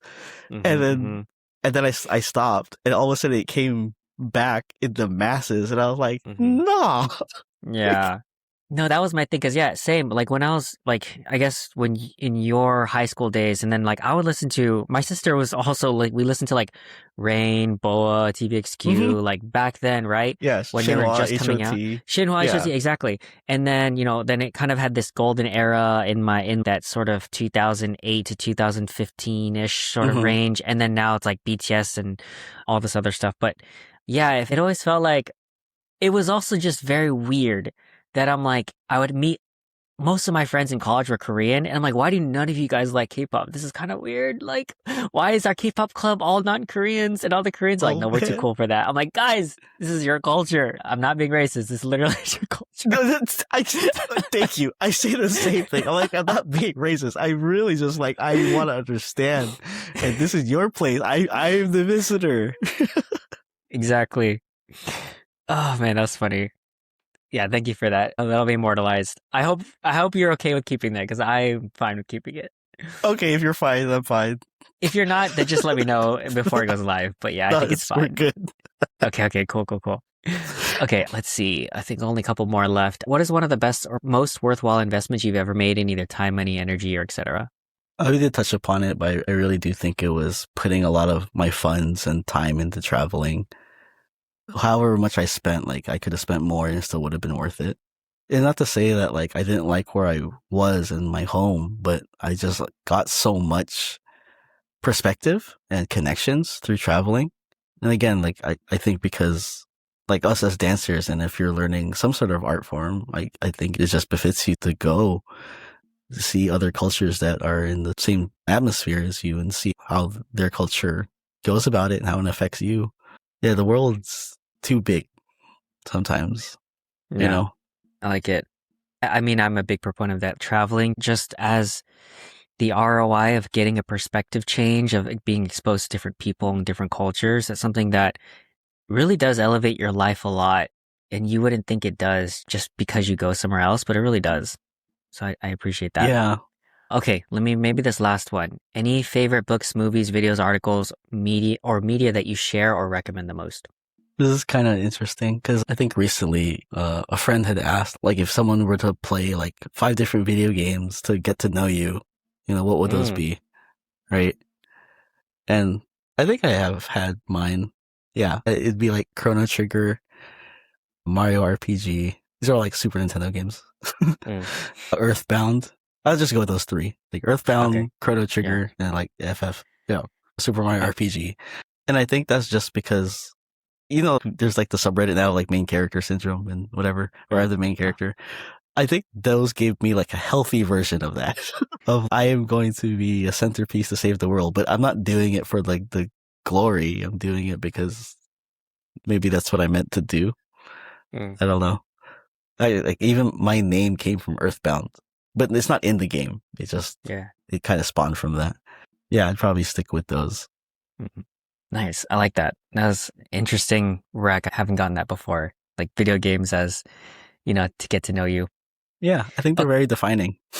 yeah, no, for sure. I saw a post like that recently where it was like a list of, let's say, 12 or 15 games that was in our era and like top three that define who you are or something like Hmm. that. And it was like an Instagram sort of story. And I was like, oh, this is very interesting because I'm like, dang, these games take me back a lot. And I'm sure they were very formative to me too. Okay, I think that is it for rapid fire. You made it to the end. And now we have our ending portion. So we always end with gratitude. Shout out to my mom. So, Lil B, what are you grateful for? Oh man, I'm very grateful for my partner, who's also probably waiting for me. um, Yeah.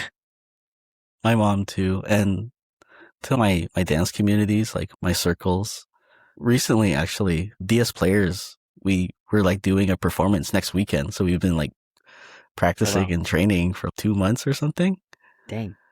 Yeah, we haven't done anything together in a decade, at I was about to least. ask, like, when's the last time? Yeah. Dang, that's Yeah, crazy. at least a decade. So it's actually been pretty cool to put something together and work on it. It's just like old times. I'm I very love that. grateful for them recently. It's been such a joy. It's been really great.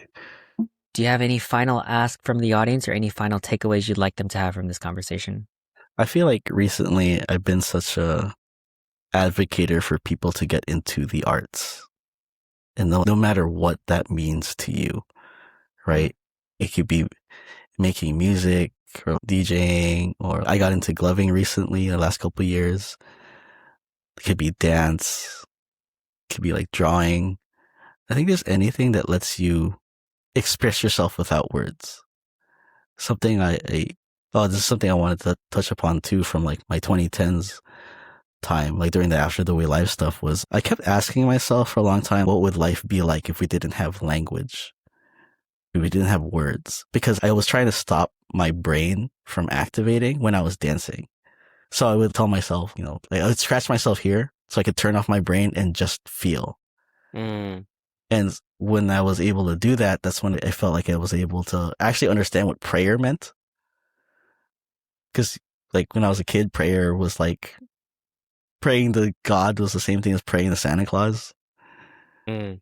I'm asking for the same things very similarly. And I was like, but then, it turned off my brain. I'm like, I'm not using language anymore. I'm using the feel of my soul and my heart. And I feel like I wouldn't have gotten to that place if it really wasn't for art in some way. You could even just be like loving music and collecting music or something like that. I think it's such a huge component for what makes us human initially. And then language is the thing that helps bridge that. You know what I mean? I don't think it should be the other way around. I don't think language helps you get into the arts. I think it should be like the feel that you have gets you into the art, and then you use language to be able to connect with others to share and conceptualize. To translate the nuance. Right. But the very root of it is how you feel when you're doing the thing. I love that. That's very beautiful. I mean, I think a lot of us artists or are proponents of the same thing, get into some sort of art, but I think you're very eloquent in conveying that because that makes a lot of sense. Mm-hmm. Thank you. That. Yeah, I especially getting into gloving recently, and I also used to work in a 3D VR art design thing. A lot of people just may not have found what their thing is yet. That's why I love doing gloving, and I'm hoping it could be the next generations in their hands, literally, because maybe a lot of these kids just don't know that giving light shows is like their calling. You don't really know, but how are they ever going to know if they don't come across it? So I'm like, yeah. I like that. So you can find meaning in a lot of things, but you have to be exposed and just try different things because you never know, that could be your purpose. Okay, very last question. I'll link your Instagram, your social media, but if people want to find you, check out what you're up to, where can they find you? Oh, it's just at Locking Lil B on Instagram. That's probably where I'm the most active, but since I've been working, I've been kind of like not doing anything like that, but I'd like to start too again. Yeah. Drawing inspiration from like people like Donna, who's been posting a lot of videos and stuff recently. So I'd like to do that again. Nice. I like it. Yeah, man, you need to throw the one locking event that's going to happen. So. I know. They've been so good, dude. It's crazy. Like lots of emotions. Very. Oh. Well, we'll send them there. So if you guys are interested, check them out on Instagram. All right, let me wrap this up. We're getting close to 3 hours. I will say before I sign off, before I stop the recording, thank you, Lil B, so much for the time and your insights and your story and everything. I really appreciate it. It was such a joy for me to reconnect with you, get your perspective. And man, I don't know, man, I feel like this was such a strong sales pitch to get into locking. I've always loved locking. I've never been good at it. I enjoy it. I enjoy the 4 pieces of vocabulary I know, but I don't know. It just feels talking to you about what locking means to you and how you've been translating that to the world is very inspiring to me because it reminds me of the days when I was learning how to freestyle back in high school. And so hopefully this will inspire other people as well. And again, I really appreciate you because you were definitely one of my dance inspirations growing up. And so your ripple effect on me has been very positive. So I just wanted to give you your flowers for that. I'll do my sign off. So thank you guys for being here. I really appreciate it. Be sure to like, follow, subscribe, all that cool stuff. Leave us 5 stars in whatever platform you're listening to. Leave Lil B love in the comments as well. He'll see it. And a reminder to always be kind to other people, especially yourself. And remember that you can always learn something from someone if you take the time to listen. So thank you guys for being here.